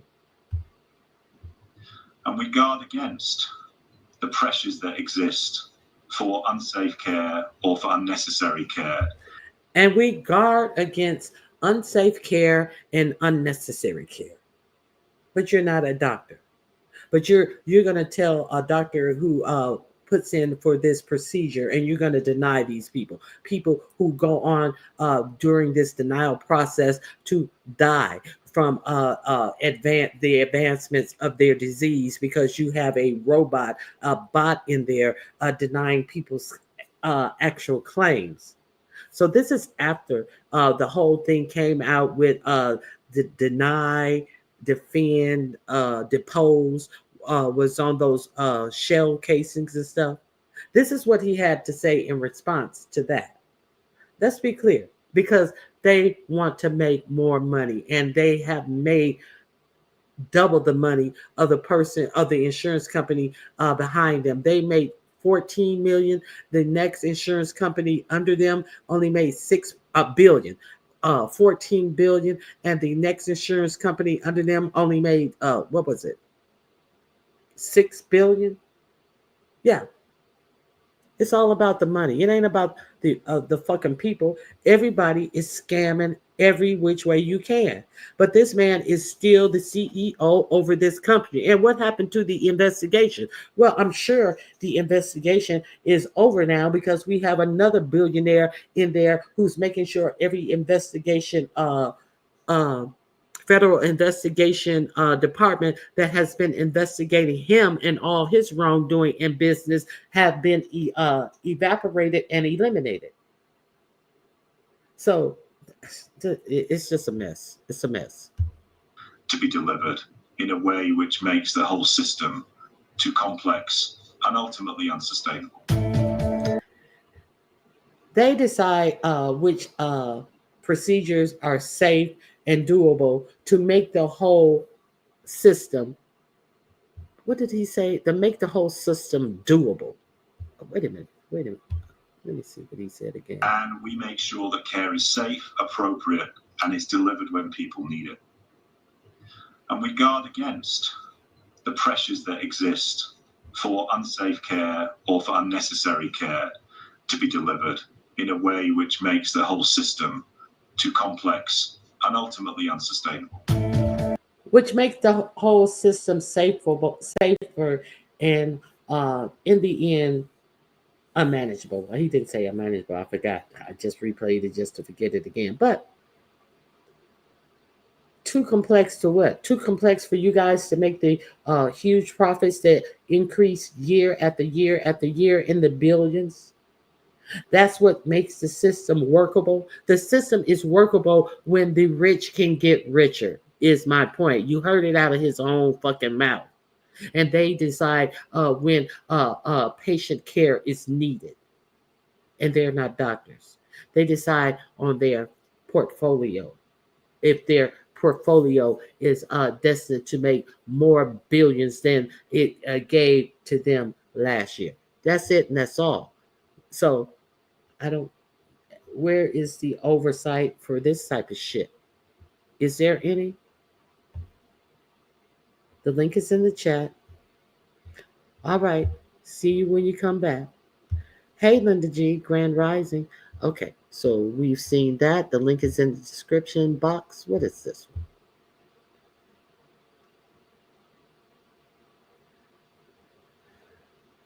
one? Okay. I'm just going to play a little of this one. I don't want to be too redundant. But y'all know I like to repeat myself. I'm the female Jay Wilson. I like to give some... Denies more claims than other insurers. I like to give some actual data too. So I just want to give you a little data on how this denying of the claims that he said that they make the decision on when healthcare shit is needed. Okay. Angering patients and health systems. The bullet today on Forbes, United Healthcare denies more claims than other insurers, angering patients and health systems. The bullet casings from the ammunition that killed United Healthcare CEO Brian Thompson reportedly had 3 words written on them, quote, deny, defend, and depose. These words allude to the strategy that some attorneys and critics have used to describe the tactics used by health insurance companies to deny making payment on claims. And the most recent available data suggests that United Healthcare, or UHC, is perhaps the country's worst offender. When it comes to denying claims, multiple reports suggest that UHC, which is the country's largest health insurer and serves some 50 million people, is an industry leader, with a rate nearly double the industry average. A recent Senate report slammed the company for denying nursing care to patients recovering from falls and strokes on its Medicare Advantage plans. And it currently faces a class action lawsuit for its use of AI algorithms to automatically refuse payment. The insurance giant's tactics have frustrated patients and healthcare providers alike. So they have a lawsuit going on for actually using these AIs to deny the claims. What did you hear from the CEO after that person who created the AI to deny these claims say, we are going to continue to do the same thing? That's what he said. Okay, let's continue. A major protest at the company's subsidiary Optum's headquarters in Minnesota in July attracted roughly 50 demonstrators, 11 of whom were arrested. Disputes with hospital systems over UHC's claim denials have led to some deciding not to accept its insurance at all. Insurance insights firm Value Penguin told Forbes that gauging an exact number of claim denials is tricky, as there's no central repository of this data. But according to one of the firm's reports on insurance claim denial rates, UHC has the highest instance of denials out of all major providers, refusing an estimated 1/3 of claims submitted. The insurer did not respond to a comment request. United Healthcare also has the largest market share of health insurance policies, with roughly $215 billion in revenue. Value Penguin said that based on current insurance plan costs, UHC offers the most expensive premiums in the nation compared to other providers. For example, a middle-tier plan with UHC would cost a 40-year-old person $631 per month, whereas the national average would amount to an estimated $621 per month. The shooting has reignited a national conversation about America's for-profit healthcare sector and many people's inability to afford treatments and medication. Healthcare.gov issuers denied a total of 17% of claims in 2021, with some issuers' denial rates reaching 49%, according to a 2023 report by health researcher KFF. In a 2023 survey of consumers' experience with their health coverage, KFF found that nearly half of adults who had insurance problems were unable to satisfactorily resolve them, with 15% saying they experienced a decline in their health and 28% saying they paid more than they expected. United Healthcare announced a new policy, effective December 1st, by which it may deny charges for inpatient or outpatient services that it considers, quote, routine, which would give the insurer more opportunity to issue denials around specific line items, according to healthcare attorneys at Davis Wright Tremaine. The UHC CEO was shot and killed as he was on his way to a Manhattan investor meeting for parent company United Health Group around 6:45 a.m. last Wednesday. In the hours after, anger and frustration over insurance denials and medical costs bubbled up online and in conversations. One angry poster wrote on X, formerly Twitter, quote, "When you shoot one man in the street, it's murder. When you kill thousands by taking away their ability to get treatment, you're an entrepreneur." Okay, so there's that. It's happening to, and they were like really, they were really surprised. Is there anybody still here? 37 people here. They were really surprised that the public had the response that they had, because we are supposed to ignore what these rich corporations are doing to us, and they are aghast, like, oh God, the public feels that way about us. We're fancying up our money grubbing and saying that we're being efficient. We're trying to root out waste, fraud, and abuse to fatten our own pockets. That's why we're not denying claims. If we put it in a professional stance, surely people would understand that we make sure that healthcare is given when it's needed. No, I'm not a doctor. I'm a profiteer. That is what I am. Chaba. Okay. So let me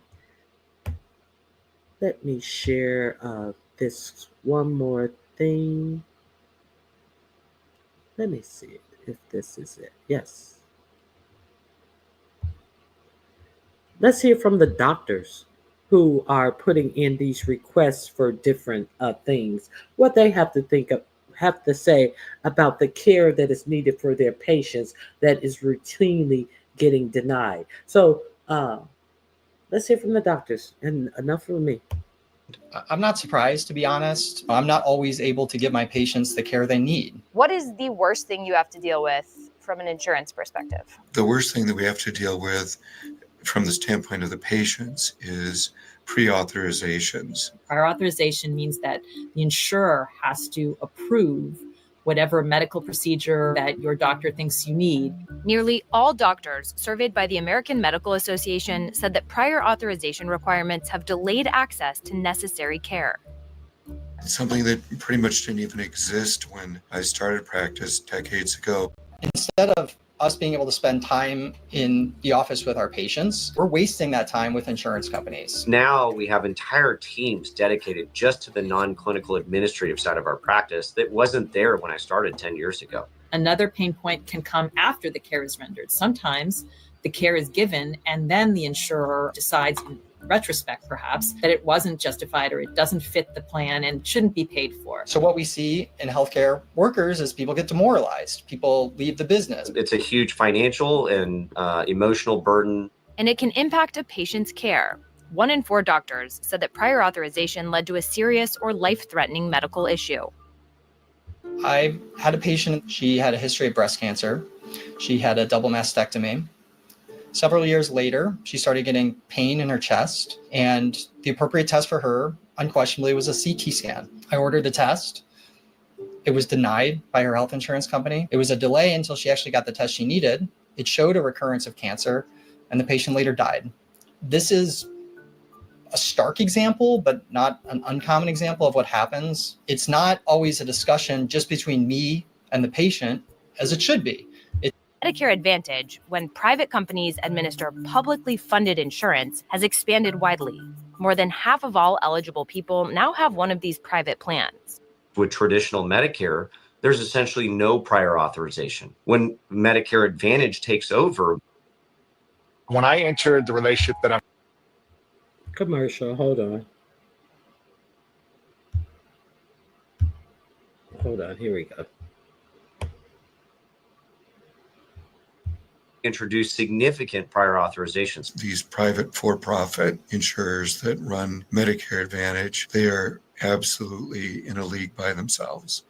And the denials are, to my mind, completely capricious. Data shows that Medicare Advantage insurers denied about 7% of prior authorization requests. According to a 2024 Senate report, denial rates were much higher when it came to things like rehab and post-op care. The Wall Street Journal has been investigating Medicare Advantage for the last year. The denials are much higher when it's post-op. What did she say? Post-op and rehabilitated care. So, like, most people who are on Medicare are seniors. So post-operation and rehabilitation care, people who have strokes and falls and need rehabilitation, they are most likely to be denied of their rehabilitation. That's what it means. When it came to things like rehab and post-op care. The Wall Street Journal has been investigating Medicare Advantage for the last year. This year, the journal has actually spent a lot of time looking at things that really aren't part of the front door, that are kind of behind the scenes. One of our stories looked at the prevalence of diagnoses in Medicare Advantage that did not actually come from a doctor treating the patient. They actually were added to the patient's records through activities associated with the insurer. So to understand Medicare Advantage, one thing you have to understand is that the insurers that work in Medicare Advantage are paid more if the person that they're covering has more health conditions. So there's a strong incentive for Medicare Advantage insurers to document more diagnoses, things like diabetic cataracts or morbid obesity. It doesn't mean those diagnoses aren't true, but there is a greater payment for the insurer if they document more diagnoses. Insurer-driven diagnoses in 2021 generated $8.7 billion in payments for United Healthcare, and that was the most in that year of any insurer. So you go to the doctor, said you sprained your finger, and you go in there, and the doctor puts he's morbidly obese, and that I came here for my sprung finger, but the healthcare company is going to get more money if you put all of the other things that you're not in there for. So the link is in the description box for that.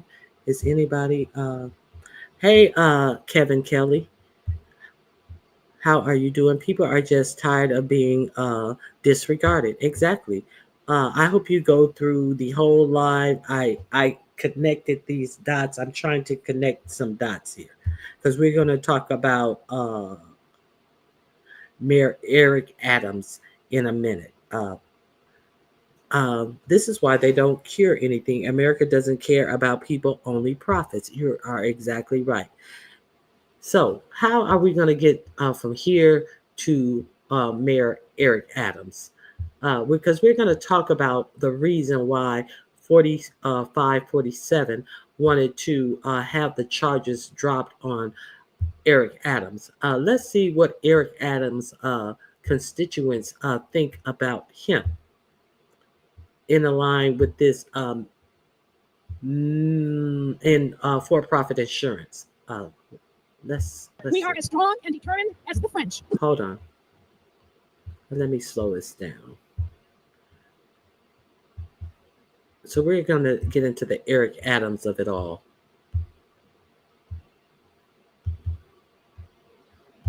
We are as strong and determined as the French. Just like them, we will not give up until we have the health care we were promised. Whoops, I just lost it. The city has reneged on a contract it had with us when we were active workers.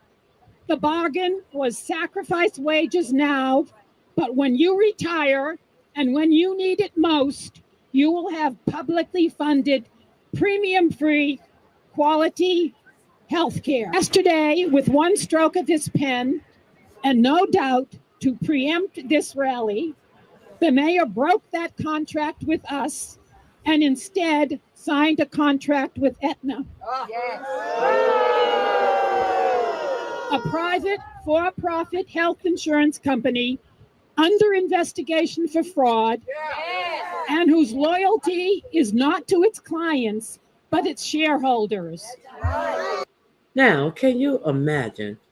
I think these are school teachers. Can you imagine them telling you, well, hey, if we're going to give you this health care when you retire that's free, no premiums and all of this through our state sponsored healthcare program, only for the mayor to then totally delete that when you are most in need, when your income is most restricted because you are a retired senior. See, this is the things that are being done. This is why the people are tired of being disregarded. So let's see a little bit more of this one. Their bottom line is more important than our lives. There is an African proverb that says, working together, the ants ate the elephant. Let me say it again. Working together, the ants ate the elephant. 2025 is okay. So there's that. I wanted to give you that little information. The link is in the description box. I'm gonna drop it right here. This protest of people working all of their lives and being shafted by government and their insurance company. So let me.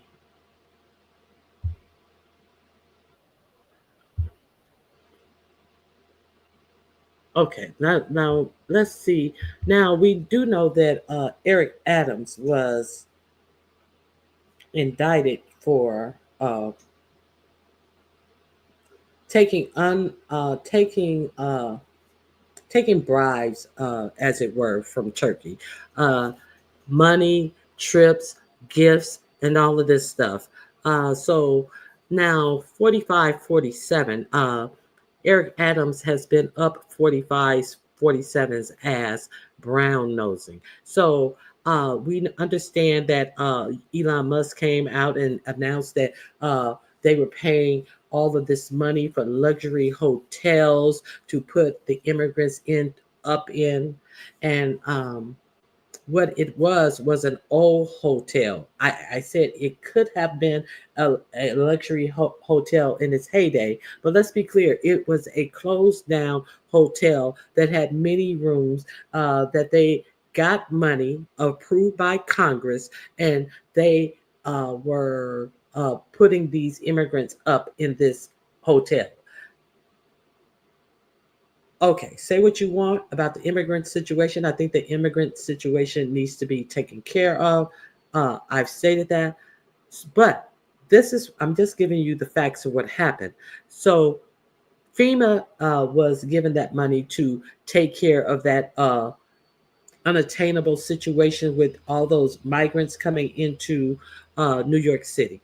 And one day, I believe it was Wednesday, the bank account which held $80 million of that money disappeared. And Elon Musk was the one who took the money away.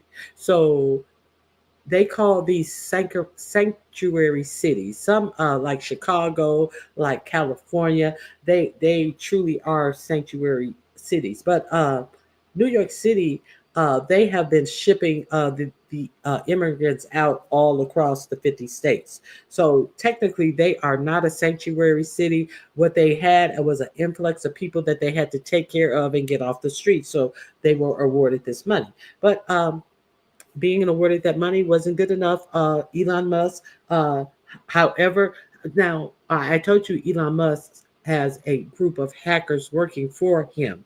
So to be able to go into their bank account and take $80 million out without even informing them, that's hacker shit. Okay, so now where are we with Eric Adams? Eric Adams has been indicted on a case that the DA feels strongly about, that they can successfully prosecute this. But then after the $80 million is taken out of New York City's bank account, then here comes 4547 asking them to drop the charges on Eric Adams. Why? Because Eric Adams has been up his ass, and Eric Adams has told him that he can help him deport the immigrants. And Eric Adams has said that he will give him access to people who are actually in jail to deport, which is against New York State's law. So all of this is a action to get help from Eric Adams to upswing this deportation thing. Because you guys notice you don't see a lot about this deportation force. So Eric Adams said, hey, I will open up the prison system and you can go in there and you can take people out of the prison system. Who cares about laws anymore? You're in office. Sure, go on in. So they told him to, they told Pam Bundy, the new attorney general, which there are many questions behind her, and these $25,000 per pop gifts that she was given from 4547 when she was the AG of Florida. But we're going to act like that shit never happened. So Pam Bundy, who said that they will not weaponize the Department of Justice, has just told her AGs in New York City to drop the charges against him. So now let's see what happened since then. I'm just trying to be comprehensive in my reporting of this. How we get to Eric.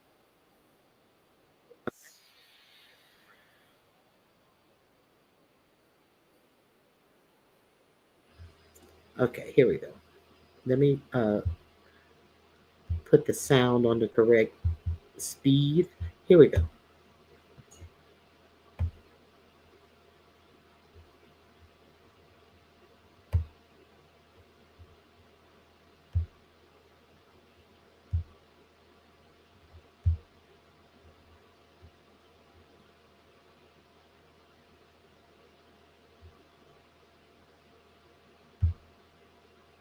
Here we go.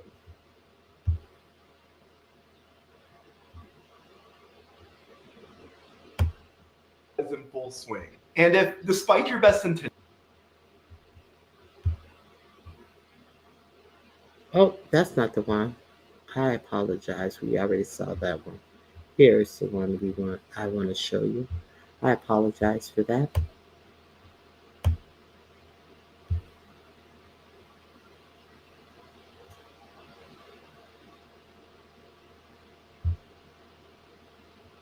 Okay.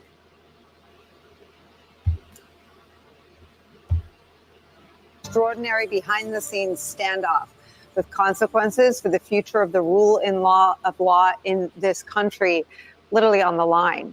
It's happening right now in the wake of an extraordinary demand by the Trump administration to drop criminal charges against New York's current mayor, Eric Adams, in exchange for his cooperation with mass deportations. The acting U.S. attorney for the Southern District of New York has resigned this afternoon. It comes 3 days after that directive had come down from acting Deputy Attorney General Emile Bobe. She had supported the case that had been charged and brought against Eric Adams, which at this hour remains in place.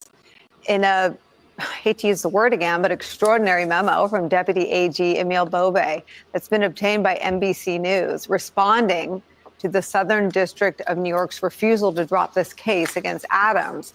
Bobe writes to Danielle Sassoon, quote, "You indicated that the prosecution team is aware of your communications with the Justice Department, that it is supportive of your approach and is unwilling to comply with the order to dismiss this case. Accordingly, the assistant U.S. attorneys principally responsible for this case are being placed on off-duty administrative leave pending investigations by the Office of the Attorney General and the Office of Professional Responsibility, both of which will also evaluate your conduct. Sources tell NBC News that the case has been reassigned to the Justice Department's Public Integrity Section. And that happened when the officials at SDNY refused to drop the case against Eric Adams because they believe. Okay, so she refused to drop the case. Now, this is not a Democrat.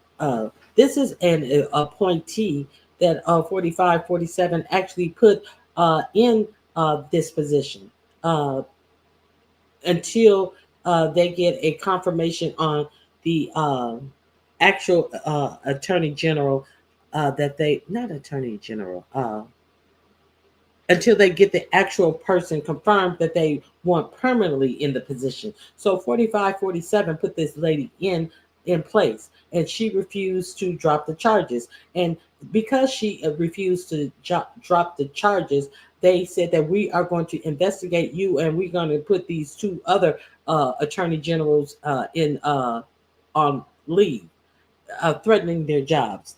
That's what. So what she did is she quit her job, and the two that they put on leave, they quit their jobs too, because they're not going to do that, because they had no reason to do that. But they're weaponizing the AG office. Okay, so they refused to do that. So that's 3 that resigned. They quit over this. That's 3 people. Now they have taken it to the secondary department with the same expectations that they dropped the charges against Mayor Adams. So let's see what happened with this the second group of people. And understand that she is not a Democrat. She is a conservative. She clerked under Anthony Scalia, who is one of the most right-wing Supreme Court judges. So this is by far not a Democrat, but we're going to see why she says that she would not drop the case. But let's see what happened when they put 2 of her counterparts on leave of absence and told her that she's going to be investigated. Let's see what happened when they took it to the next. In the strength of the evidence.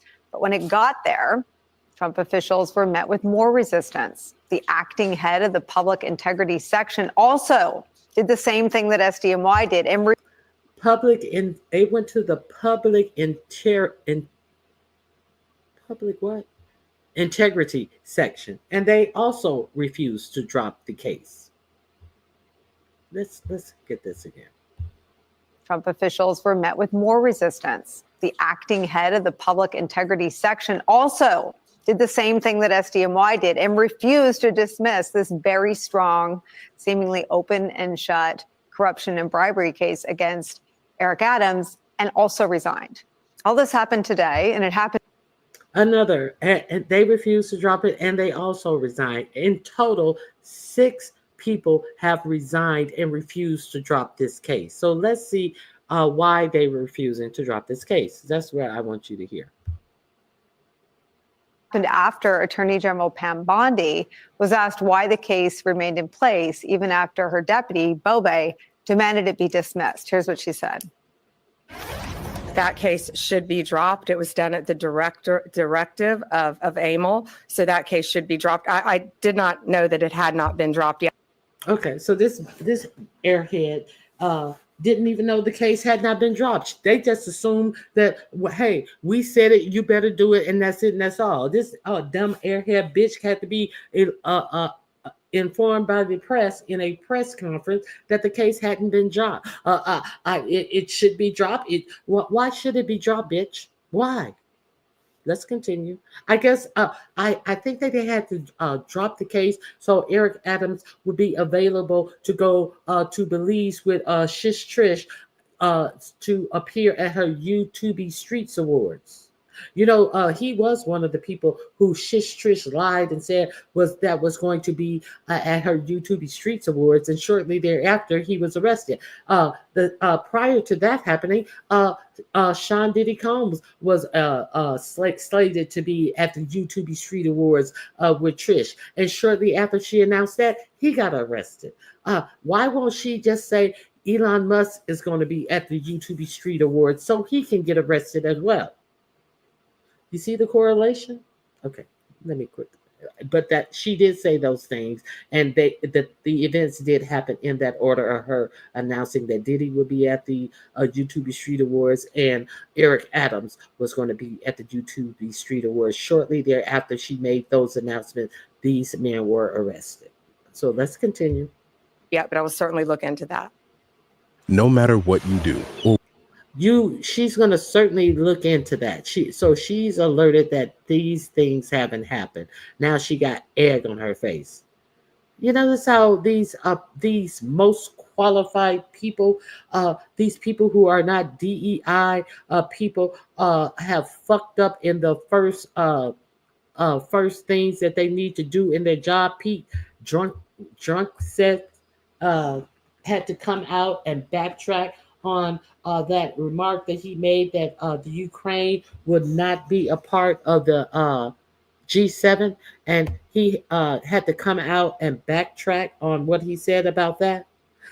Do you notice how the best and the brightest white minds are in these positions that they are totally fumbling the ball on to just be loyalists to 45, 47, and they have no idea. They are so in over their head because they're not qualified to the positions that this lackluster scared that they're going to be primaried against Republicans, knowing that these people are unqualified for these positions, but have them in this position.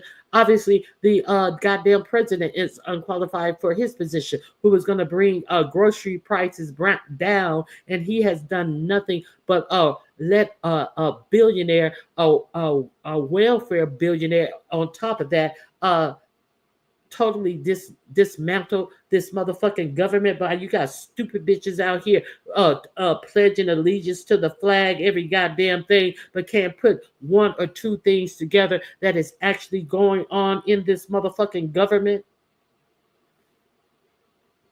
I went on a rant, excuse me.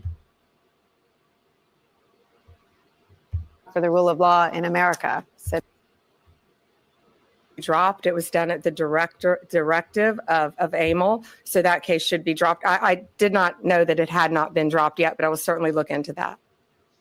I did not know there were people still standing up for the rule of law in America, said Pam Bondi yesterday. Now, the turmoil now inside SDNY comes with excruciatingly high stakes for the entire country, but especially for the justice system, the federal justice system. New York Times puts it like this, quote, "The Southern District of New York has long been viewed as the nation's most prestigious U.S. Attorney's Office, handling complex and often high-profile cases involving Wall Street, national security, and public corruption.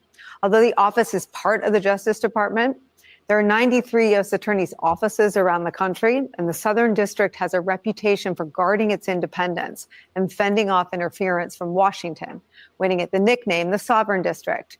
And for those inside SDNY and DOJ, and for anyone facing the Trump administration's demand to dismiss the Adams case, the merits of which have not been criticized by anyone, not even the new Trump appointees. Here's how friend of the show and former SDNY prosecutor David Kelly describes the decision they now face on the show yesterday. If you brought the case, you believe the case is righteous, and you go along with something that's clearly a political patronage, what are you a part of? Well, you're part of an institution that's been tainted. And the question is, can I continue in my service? That is someone who whose words carry a lot of weight in that office, and that was just 24 hours ago. The news breaking in the last hour is where we start today. Joining us, former Assistant U.S. Attorney for the Southern District of New York, Mimi Rocah. She ran SDNY's criminal division. Also joining us, MSNBC legal analyst Andrew Weissman, who is a former top official at the Department of Justice. With me at the table for the whole hour, my dear friend and colleague, host of All In here on MSNBC, Chris Hayes. He's here because he wrote a tremendously important new book, and we are going to get to it, but we're going to steal his brilliant day with folks inside that office. What's happening right now? Nicole, what I'm hearing is, there's just been this sort of explosion of tension, if you will, that's been built up over the past few days. Obviously, when the directive came from DOJ to dismiss a case and, hours and then days went by and it didn't happen, it was pretty clear that there was resistance to that directive coming from within the office. I just have to say, I know you've said this already, but I just want to reiterate it. I mean, my phone is just blowing up with alumni, not just from SDNY, but from all over DOJ, who are so proud of Danielle Sassoon, the courage that it takes to do this with this administration and what she's going to be put through now. And I don't know her decision-making process or exactly how she got here, but I am not surprised because she has always been a person of integrity, and it just makes me beyond proud to see that office, because she didn't make this decision alone. I am sure, as we've been seeing in the reporting and even in Beauvais' letter, that the line prosecutors who have this case, support this, and the people in the office, she must have tremendous support from them. And it's just a really, really hard time there right now, but we're going to get through it. And by we, I mean all DOJ alumni and current prosecutors, because this shows that our commitment to the rule of law and integrity is stronger than the Trump administration's bullying. I want to do three things. I mean, we're going to come on the air with news that is really dark and really bleak, and we're going to try to sort of calmly sift through it with the best people we have at our disposal, and that's who we have here today. I want to just back up a little bit and share a couple of things that have come across our desk in the last hour. And Chris, I'm going to have you help me do this. One is the story itself.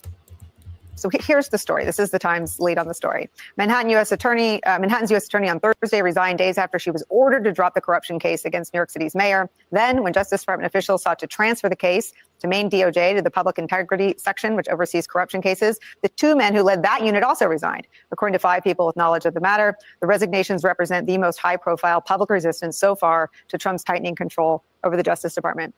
Danielle Sassoon, not that anyone in the department has a political sort of brand or character, but she is from a conservative. She got to the Justice Department through a very conservative pathway. Yes, and I mean, take a step back for just a second here.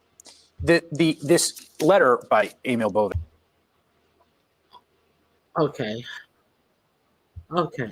Hey, Truth and Reason. Let me share another, this last page I want to share with you guys on this topic. Nicole Wallace is kind of boring me. Let me see. I'll show this one to you.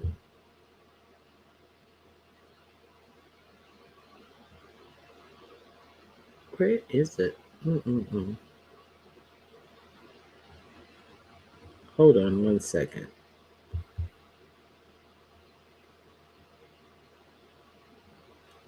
Oh, I can't. Oh, here it is. I apologize. Here it is. Let me show. Let her put the story together for you guys. Start with what's just happened at SDNY, Southern District of New York, the federal prosecutor's office there. The New York Times was first to report on these developments today, and here's how they led their initial report. Quote, Manhattan's U.S. attorney on Thursday resigned rather than obey an order from a top Justice Department official to drop the corruption case against New York City's mayor, Eric Adams. Then, when DOJ officials transferred the case to the Public Integrity Section at Maine Justice in Washington, which oversees corruption cases, the two men who led that unit at Maine Justice, quote, also resigned. NBC News' Ryan Riley reports tonight that 3 additional officials in the Public Integrity Section at Maine Justice also resigned after meeting the same top Justice Department official. who is Trump appointee and Trump defense counsel, acting Deputy Attorney General Emil Bove. So if you're wondering what kind of day it's been thus far at the U.S. Department of Justice, it's a 6 resignation kind of day thus far. But just to get the import here, just back up for a second. The mayor of New York City is Eric Adams. He's a Democrat. He's elected in 2021. The people of New York who elected Adams largely on his tough on crime platform would soon learn that federal prosecutors at SDNY in the U.S. Attorney's Office for the Southern District of New York, federal prosecutors started investigating him in 2021, even before he took office, because they were looking into what appeared to be serious irregularities in his campaign fundraising. And this past September, Eric Adams became the first sitting mayor of New York City to ever be charged with federal crimes. He was indicted on a whole raft of charges involving allegedly fraudulent campaign contributions, also a rip-snorting alleged bribery scheme in which he allegedly took campaign funds and gifts and luxury travel from agents of the government of Turkey in exchange for doing favors for the government of Turkey. But the charges themselves were like pretty straightforward corruption charges. Local politician charged with accepting money he's not legally allowed to accept. And in some cases, he's charged with allegedly doing official favors in exchange for that money. Prosecutors in SDNY indicted Eric Adams in September. Mayor Adams vowed to stay in office, vowed to fight the charges. He was given a trial date of this spring, April of this year, to have his day in court. How curious. Just in the nick of time. Let's continue. All those things I had already spoke about. Let's continue. But then Donald Trump was sworn in as president, and this week, Donald Trump's Justice Department ordered the federal prosecutors in SDNY to drop their case against Adams, to drop the charges. Not because they said they had some new evidence vindicating Adams, but because, according to the new Trump appointees at Main Justice, the mayor was the victim of a political persecution. But here is something to note about the way they ordered the charges dropped against Mayor Adams. And I don't think this has gotten enough attention. Political persecutions. But the people who would not drop the case, who were actually going to try the case, their jobs were threatened. So they had to quit their jobs. Where's the political persecution, you may ask? Let's continue. In the memo from Donald Trump's personal lawyer, who's the acting Deputy Attorney General, Emil Bove, the Southern District prosecutors were told by him that they needed to dismiss the charges without prejudice, which is a legal term that means the charges could be brought later, could be brought back. Not with prejudice. They wanted them to release the charges without prejudice, which means that they can come back and reinstate those charges against Adams. House sway. Okay, let's continue. Again at a later time. The charges against Eric Adams, quote, shall be reviewed by the confirmed U.S. Attorney in the Southern District of New York following the November 2025 mayoral election, based on consideration of all relevant factors. So you can consider it after after the mayoral election, but you can't consider it now, a month before he's to go to trial. So you can reconsider it, and if you still have the same feelings about this case, well, I still have the same feelings about this case right now. What's going to happen in that amount of time that I'm going to change my mind from the time that the election is over until next month that I'm going to change my mind? What's going to happen is in the meantime, in between time, Adams is going to give 45, 47 access to New York State prison system so he can deport people. Let's continue. So we're putting these charges on ice for now, so Eric Adams can run his reelection campaign without technically being under indictment, and then we'll see how we feel. And maybe we'll bring the charges back based on consideration of all the relevant factors. Talk about having leverage over somebody, right? Prompted this headline from Josh Marshall at his news site, TPM, quote, Donald Trump is now the mayor of New York. Quote, think what this means. Adams isn't off the hook. He's essentially been given 10 months to perform for his freedom, to perform for Donald Trump. And what might the Trump administration... Tap dance, tap dance, tap dance for massa, tap dance for massa. It's Black History Month. Why we need a little tap dancing for massa in Black History Month that has been exterminated as far as the federal government is considered. But we still won't. Black History Month has been relegated to silence. But now you notice how Massa want his black mayor to tap dance for him. Coincidence? No. That's what he thinks of you. He doesn't think you're qualified for this job. He needs you to tap dance for you. And he knows exactly how to get you to tap dance. And tap dancing he is. I will open up the federal prisons for you.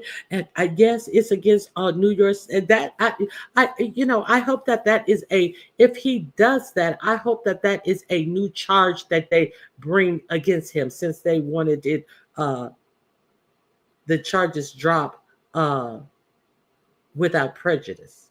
I hope that is if he does that, I hope that they add that on as a charge when they are able to bring it back. Surely somebody is going to drop the charges. So if all of the tap dancing that he has to do to get these charges initially dropped, I hope that they add on every crime that he commits to appease the criminal who wants these charges dropped without prejudice. Let's continue. Administration want from the mayor of America's largest city? Well, from the Justice Department memo ordering SDNY to drop the charges, quote, the pending prosecution has unduly restricted the mayor's ability to devote full attention and resources to illegal immigration. Oh, I see. Sure enough. Got it. And sure enough, today, Eric Adams met with Donald Trump's point man on mass deportations, and Mayor Adams promptly announced that he's going to start allowing federal immigration agents into the city's biggest jail complex, even though there is a city law explicitly against that. Interesting how much he wants to please Donald Trump right now, right? I wonder why that is. But here's why today was a 6 resignation day at the U.S. Justice Department. Because even though the acting Deputy Attorney General, Trump's personal lawyer, Emil Bove, ordered that the charges against Eric Adams had to be dropped. He ordered those charges to be dropped on Monday. We've been sort of watching all week, wondering what's going to happen, because here's Thursday, and as of this morning, those charges still had not been dropped. He ordered them dropped on Monday. What's going on? Well, the reason they hadn't been dropped is because SDNY said, no, we're not going to do it. The acting U.S. attorney in the Southern District of New York said, talk to the hand. Today we are setting up this Chick-fil-A employee for anything she wants. You can pick any item you want.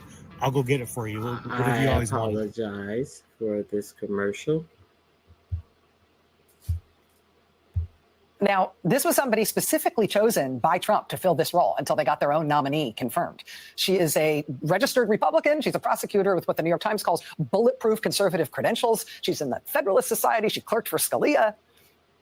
But when she was ordered by Main Justice to drop the charges against Mayor Adams, this acting U.S. attorney, her name is Danielle Sassoon, she wrote this remarkable memo to Pam Bondi, Trump's newly confirmed attorney general. She said, quote, I deem it necessary to the faithful discharge of my duties to raise the concerns expressed in this letter with you and to request an opportunity to meet to discuss them further. The reasons advanced by the acting deputy attorney general, Mr. Bove, for dismissing the indictment are not ones I can in good faith defend as in the public interest and as consistent with the principles of impartiality and fairness that guide my decision-making. Mr. Bove proposes dismissing the charges against Adams in return for his assistance in enforcing federal immigration laws, analogizing to the prisoner exchange in which the U.S. freed notorious Russian arms dealer Viktor Bout in return for an American prisoner in Russia.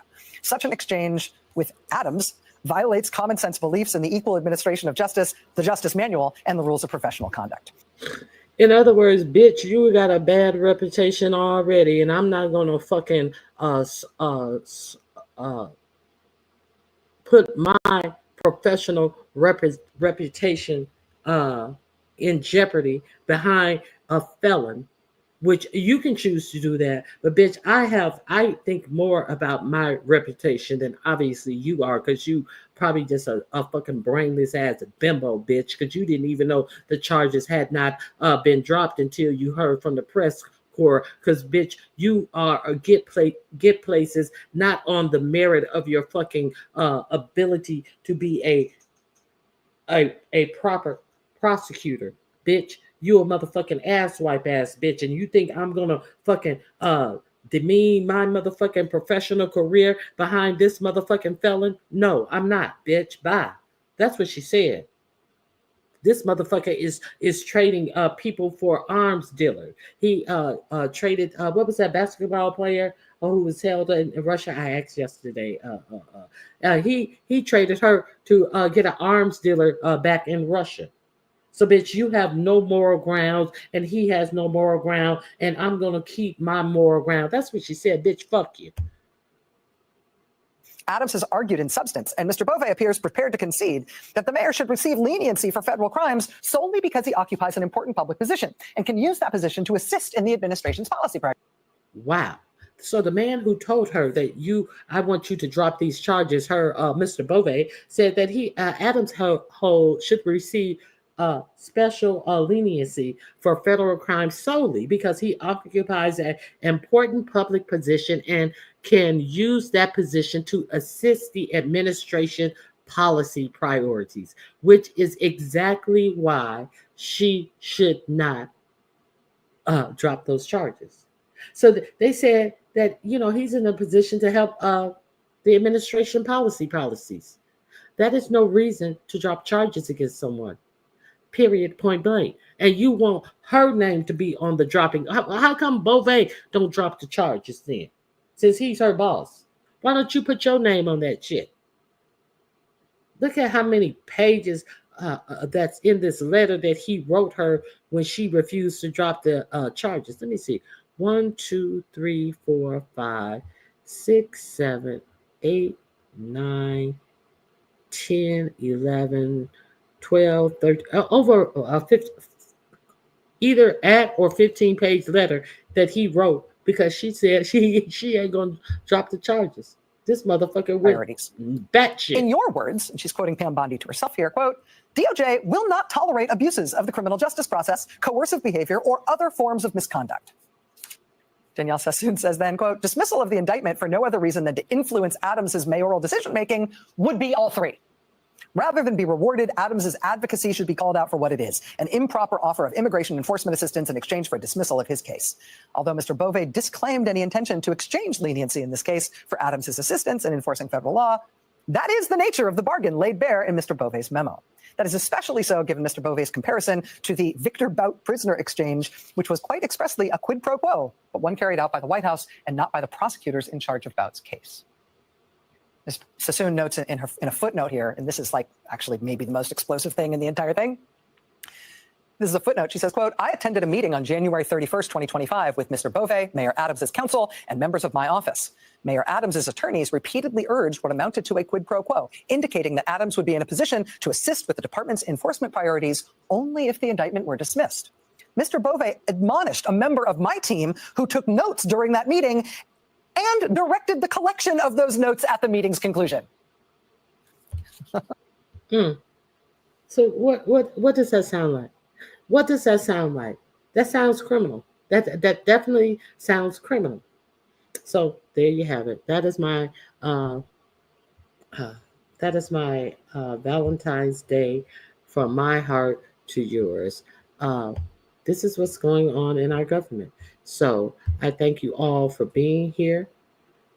If you want to support the channel, $ Ronnie Q. I'm going to add that last Rachel Maddow video to the description box. I have dropped it in the link just in case I need to edit out some music that was in the Black History presentation. I'm going to add that link to the description box because that was an add-on link that I pulled up while I was watching boring ass Nicole Wallace do that story that I just showed you. So if you want to support the channel, you can become a member.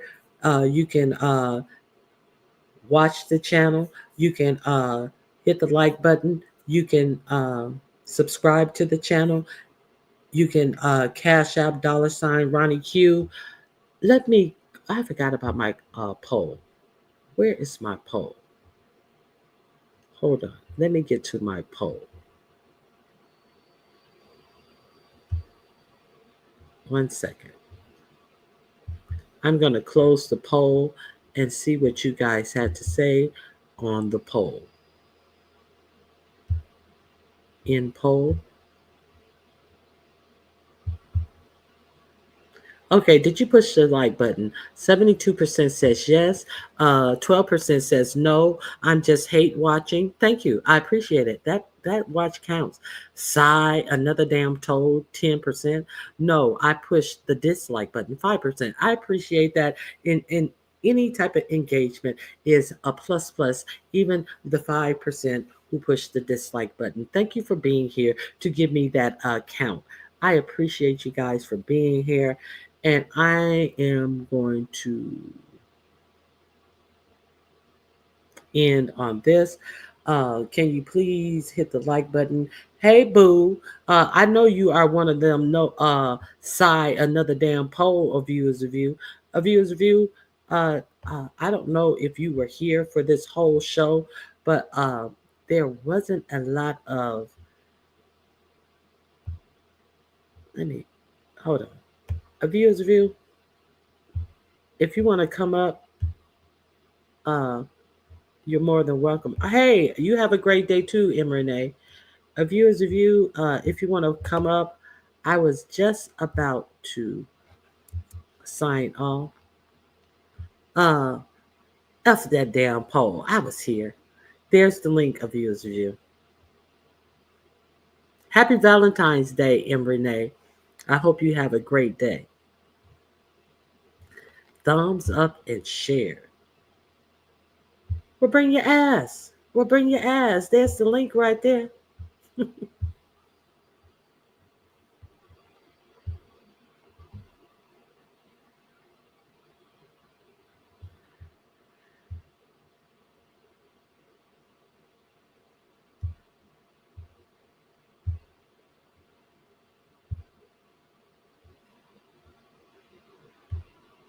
Hey, Avia. Hey, boo, how you doing? No, I'm good. What's going on with you? Girl. Well, anyway, I was here for the whole show. I shared it out and thumbs it up before it even started. So I've been here. I've been in and out doing some things. So this show was very, very extremely informative. It's just way too much going on for people to be out here just still beefing and fighting about Vegas and lemon and anyway. I don't even know what's been going on in the streets. I caught a little bit of, who did I catch? I had started on T Velocity, but then I had to go run and do something, and I didn't catch I was on Lipstick Alley. That's where I was, child.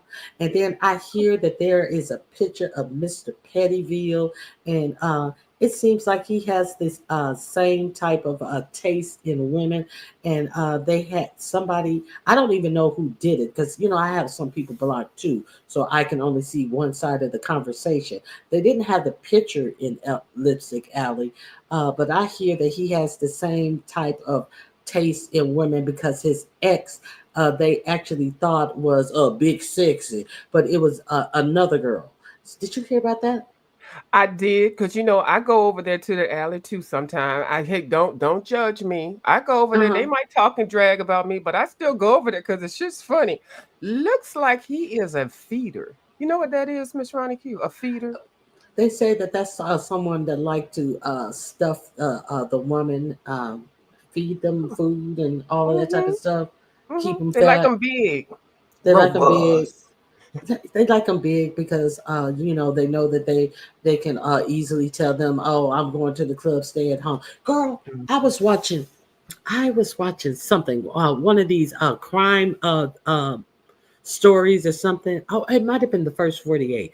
I was watching something. Oh, they went to a club and she took her man to the club, and she was sitting in the car all the time while him and his male friend went in the club, and you could tell it was one of those big fat.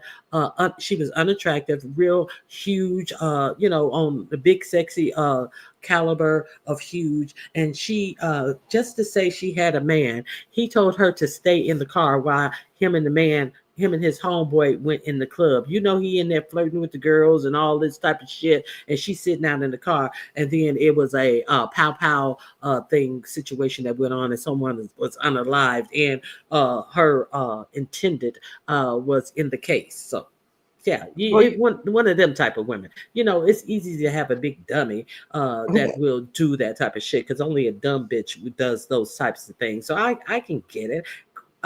Thank you, Auntie Donna. Oh, go ahead. What were you saying? Yeah, so when they a lot of the big girls, they accept verbal abuse and also physical abuse, because this is what the only thing that they can get. And men seek those women out because they know they've got government money coming in or food money coming in, and usually their housing is taken care of. Men purposely seek out obese or morbidly obese or people that have issues mentally. And I guess women do too. Let me not just say men do it. And they seek those people out because they already know those basic needs are going to be taken care of. So Right. I don't know what type of situation that is with the Burger Brie lady, because she seemed like a big ass fucking ass goddamn bully bitch. So I don't know how much of a verbal abuse that this person is subjecting her to, if any. It's weird, but yeah, they call them chubby chasers. That's what they call them. I don't know why, because they ain't running. We're chubby chasers. We ain't gonna run. They ain't no chase. They can always get now. Now, the way. Oh, what did she say?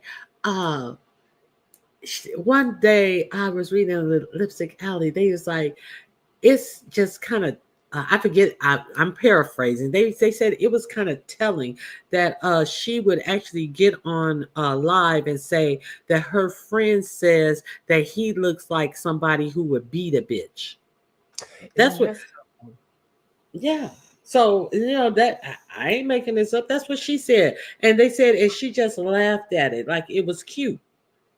It's probably happening. Who would tell somebody like that? I don't know. These people are sick, especially her and a couple of other people. They just accept, like some of these people on here. I don't think everybody didn't have good dental hygiene. I think some people got their teeth knocked out. Okay, I'm just saying. Oh yeah, I definitely agree. Yeah. Auntie Donna, happy Valentine's Day to you. I hope you have a great. I wish a nigga would. Hey, true. I wish a nigga would. You know Tell what I'm the truth. saying? Mhm. I don't get it. So, and then I want to thank you so much for that article. I did kind of reach out to you about something that I'm going through with my eyes. I knew it was something going on, but I wasn't exactly sure. So I did get it diagnosed. And I'm not on here just telling all my business. I'm just telling something that somebody could probably use to help themselves. You know, at some point, people start buying reader glasses, and then they get 1.5, and they get 1.75, and they get 2.5. Go to the eye doctor. Get some real glasses. Get some real glasses. And you know what else? It's not good to buy cheap sunglasses. See, I've known this all my life, and you know, like going to the beach and all of these little places and all of these little shops, and you get all of these unique frames and stuff. That shit is bad for your eyes. You need good frames. I mean, good lenses. Good lenses. Yeah, those because they don't have the ultraviolet, the ultraviolet protection and stuff like that. And also, a lot of them are made with this plastic that is subpar, and it strains your eyes to see through them. You don't notice it, but it puts a strain on your eye. So that's one good thing that I advise people to stop wearing these decorative glasses, sitting up here with green glasses on, looking like MC Shaky. Oh.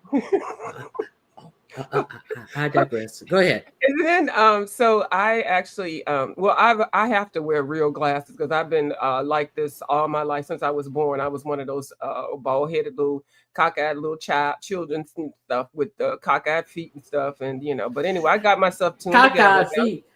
Yeah, I had to wear the little bar, the little shoes with the little bar. Oh, the little brace. Not K-leg. I didn't have the K-leg. You just had it up to the ankle, huh? Well, you know, some people like the little kids bow-legged, and that's not acceptable. That it's not cute. A lot of people years ago. They thought it was cute. Yeah, and some people have when they get to adult age, they have problems. I remember one girl, she was younger than us, but her sisters, they were in high school with us, and they rented out my mom's guest house, and she was young, but she was bow-legged, but one of the legs was bowed way worse than the other. And then as she got older, and she was a heavy set girl, it was like her leg looked like it was about to break outwards, and it started giving her problems when she was in high school. She was having knee pains and shit. So you know, some of it is like really bad. Truth done told you something right there, Ronnie Q. Excuse me, Ronnie Q. I love my decorative glasses, but I get mine from the eye doctor, not mail order. Well, that's all I'm saying. As long as you get good ones, Truth. I love decorative glasses as well, but I know that they're not good for my eyes when I buy them from Temu, the Beach, you know, these small little shops and stuff. I'm just making sure that people know that they need good lenses. I mean, it's all fun and good when you're young, but goddamn it, when you get middle age and wonder why you need glasses and ain't never needed them before in your life, it's not a good thing. You're back, Jill. Thank you for coming back. So laughing at my ass. Yeah, well, you know, so I've been noticing issues, you know, just because I wear glasses. I said, oh, it's probably just time for me to get a new prescription. And I do alter eyeglasses and contact lenses. But even when I put in contact lenses, I do still tend to use a reader glass, a prescribed reader glass. So anyway, it's just been getting worse and worse. So I went to, is it worser? What is the correct worse? Don't say no worse. Ebonics. No, I want to do the ratchet version. Worser. Yeah, that's Ebonic. Yeah, I want to be ratchet. So I finally, you know, made an eye appointment, and then the first time he looked at the eye initially, he was like, "Oh, you just have allergy eyes." And then I was like, "Okay," but I said, "But it just seems like something else." So then he went and pulled out the whole industrial kind of thing and put some drops in my eye and looked in my. He said, "Oh my goodness!" He dilated your eyes. Yeah, cataract. And I've never even thought I would have a cataract. So I've got a huge cataract on my eye. So I feel kind of limited because it's like a whole cloudy thing, and I kept wiping my glasses, but no, it didn't work. So yeah, it's going to be some surgery. But the thing I want you all to know is don't always get those cheap ass readers and things and then holding the book out.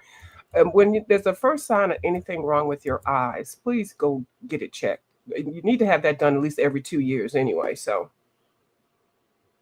You should have your eye examined every year. Is it every year or every 2 years? I thought it was every 2 years for your eyes, but it may be every year. I'm not sure. I thought it was. I do my yearly exam. I mean, every year, but I always thought the eyes were every 2 years. But I could be wrong. Now, I did a presentation in Black History Month. I think it was like 5 people in that thing. And Yes. Patricia Bath, who is a Black woman, was the woman who created cataract surgery, the LASIK surgery to remove cataracts. Yes. I did a presentation on her, and they still use her procedure today. So, Yes.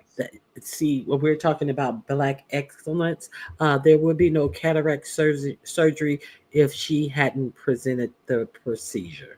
And she also presented what is it? Not the lens. What layer of the eye where she transplant a Cornea? donor? Yeah, cornea. Yes. Implant. Yeah. So she also created that as well. Yeah, and so I was greatly appreciative of your article and see how things work out, because I would not have even researched it that far to realize that it was a sister that created that procedure. So I've been doing some additional research with that, and then the doctor that will be doing my laser surgery. And it's not that I'm thinking, oh my God, they're going to take my eyeball out, put it on the table and do it. No, it's not. it's a whole different process, and it's very, very professional, and it does make sense. It's basically just replacing the lens, like a lens, like a film, and they Yeah. can take what you have naturally, just break it up and remove that, and then slide a new lens in there. So it has a extremely high success rate. So I'm not nervous or scared or anything about it. Of course, things can happen, but then they have other ways to correct it. So it's very refreshing to realize that, somebody that is of my race is one that created this, and this is why we're having it and has perfected it. So thank you so much for sharing that. I greatly appreciate it. Girl, I had just recently saw it when I did that. Thank you, lovely one. I appreciate you. Hey, K-Fit. I had recently saw it, so as soon I was like, oh, you would be interested to know. Isn't it wonderful to find out all the inventions? And when I found out the guy who created the roller coaster was a Black man, and I love roller coasters. Yeah, yeah. I love roller coasters too. And the stoplights. I mean, we can go on and on and on. And we can go on and on. But we ain't do nothing. We welfare recipients. We just ratchet. We try. We were savages when we came over here. So, it is what it is. But thank you for letting me come up. Let me go ahead and get off so I can do a couple of things. But thank you so much, Ms. Ronnie Q. And she invited me up here, y'all. Don't y'all hate bitches. I'm a panel killer. I ain't no panel killer. She asked me up here. Okay, girl. You know what? Some days I just I take appreciate you. What? I'm just gonna take that. You get the nerve. I got my own damn channel. I can go over and be messy on, but she invited me to come over here. Okay, the audacity. All right, View. I'll see you around the YouTube streets, I'm sure. Okay, boo. Bye-bye.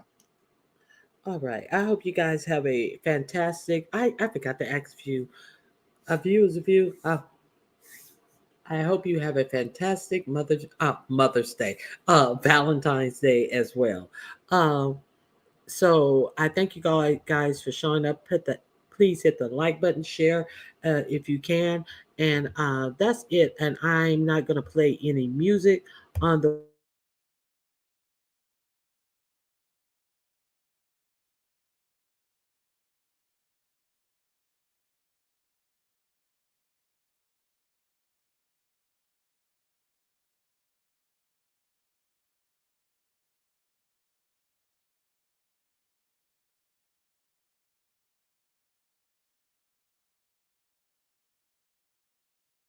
I'm not going to play any music. I'm just going to play a couple of little things as we end the show today. And I'm going to go out on just a little more information. This is an informative show for me today. And I appreciate you all for being here. Please fold your chairs up on the way out. And I thank you guys for being here. All right.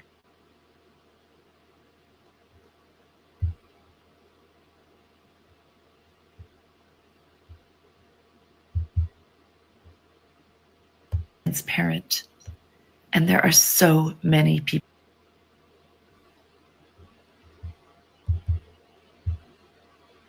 Where I could, I'll probably go down next week if anyone wants to jump on with me. But everything I'm reading right now is just this like wall of fear and this idea that somehow this incredibly well-organized, seamless authoritarian regime is just going to smash us. And I get that they are doing their best. Okay, I really do get that they're doing their best, but this also is ignoring something pretty essential that I saw last week, which is that these inept baby men are so transparent, and there are so many people that see through them and are fighting them. There are so many of us who have had to work so much harder for every single thing. And meanwhile, these ridiculous born on third base thinking they hit a triple dudes, these pull themselves up by their bootstraps guys, right? They really believe that about themselves instead of the idea that they were born into wealth and used that to accrue as much more wealth as they could, stealing all of our resources. They're so big on this idea that they manifest destiny. They didn't manifest destiny. They just stole the rest of our futures. They think we don't know that. They think that people that actually know how hard to fucking work in this country are going to let them, the sons of millionaires, steal it all. They're fucking kidding. This is ridiculous. It is laughable. I have advice.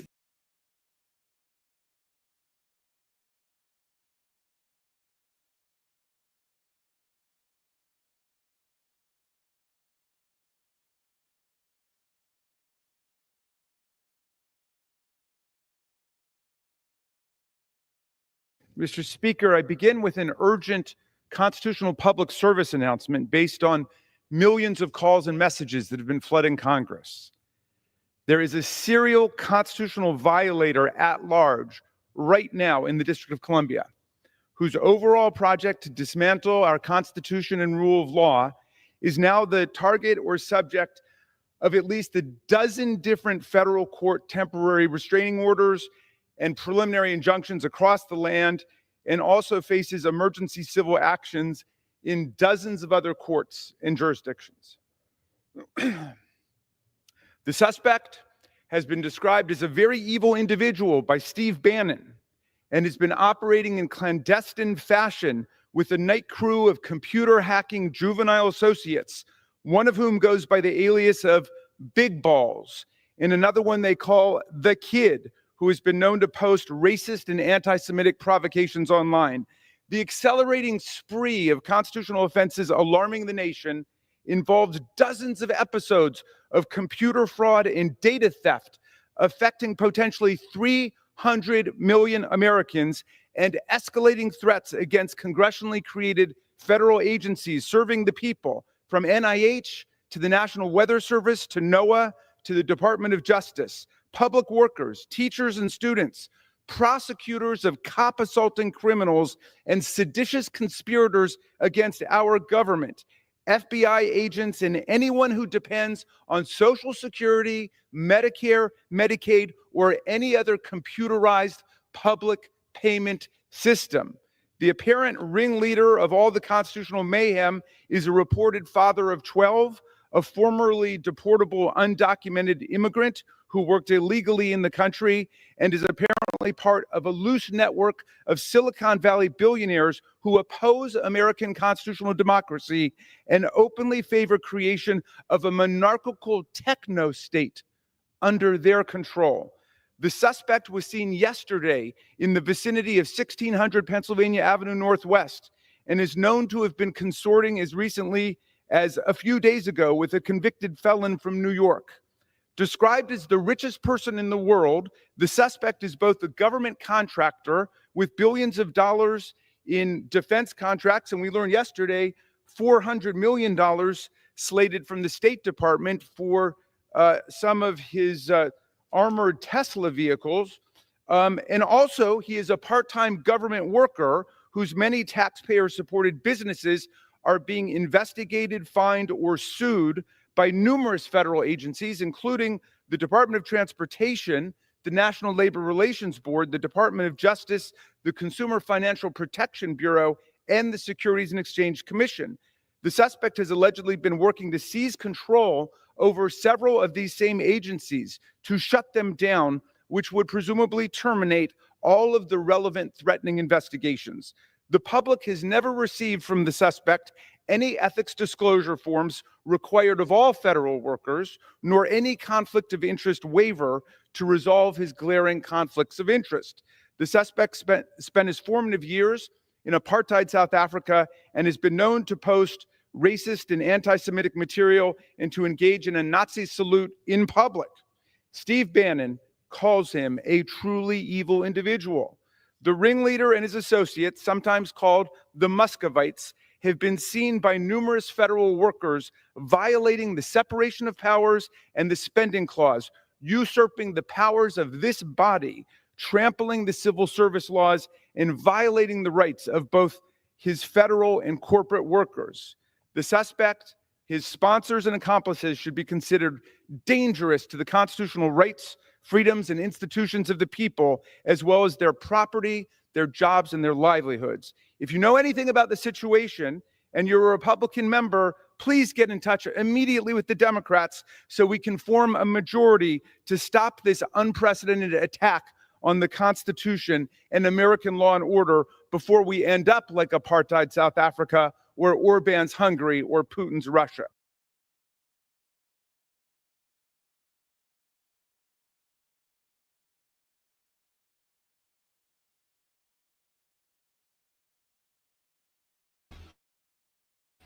Have a great weekend. Bye-bye.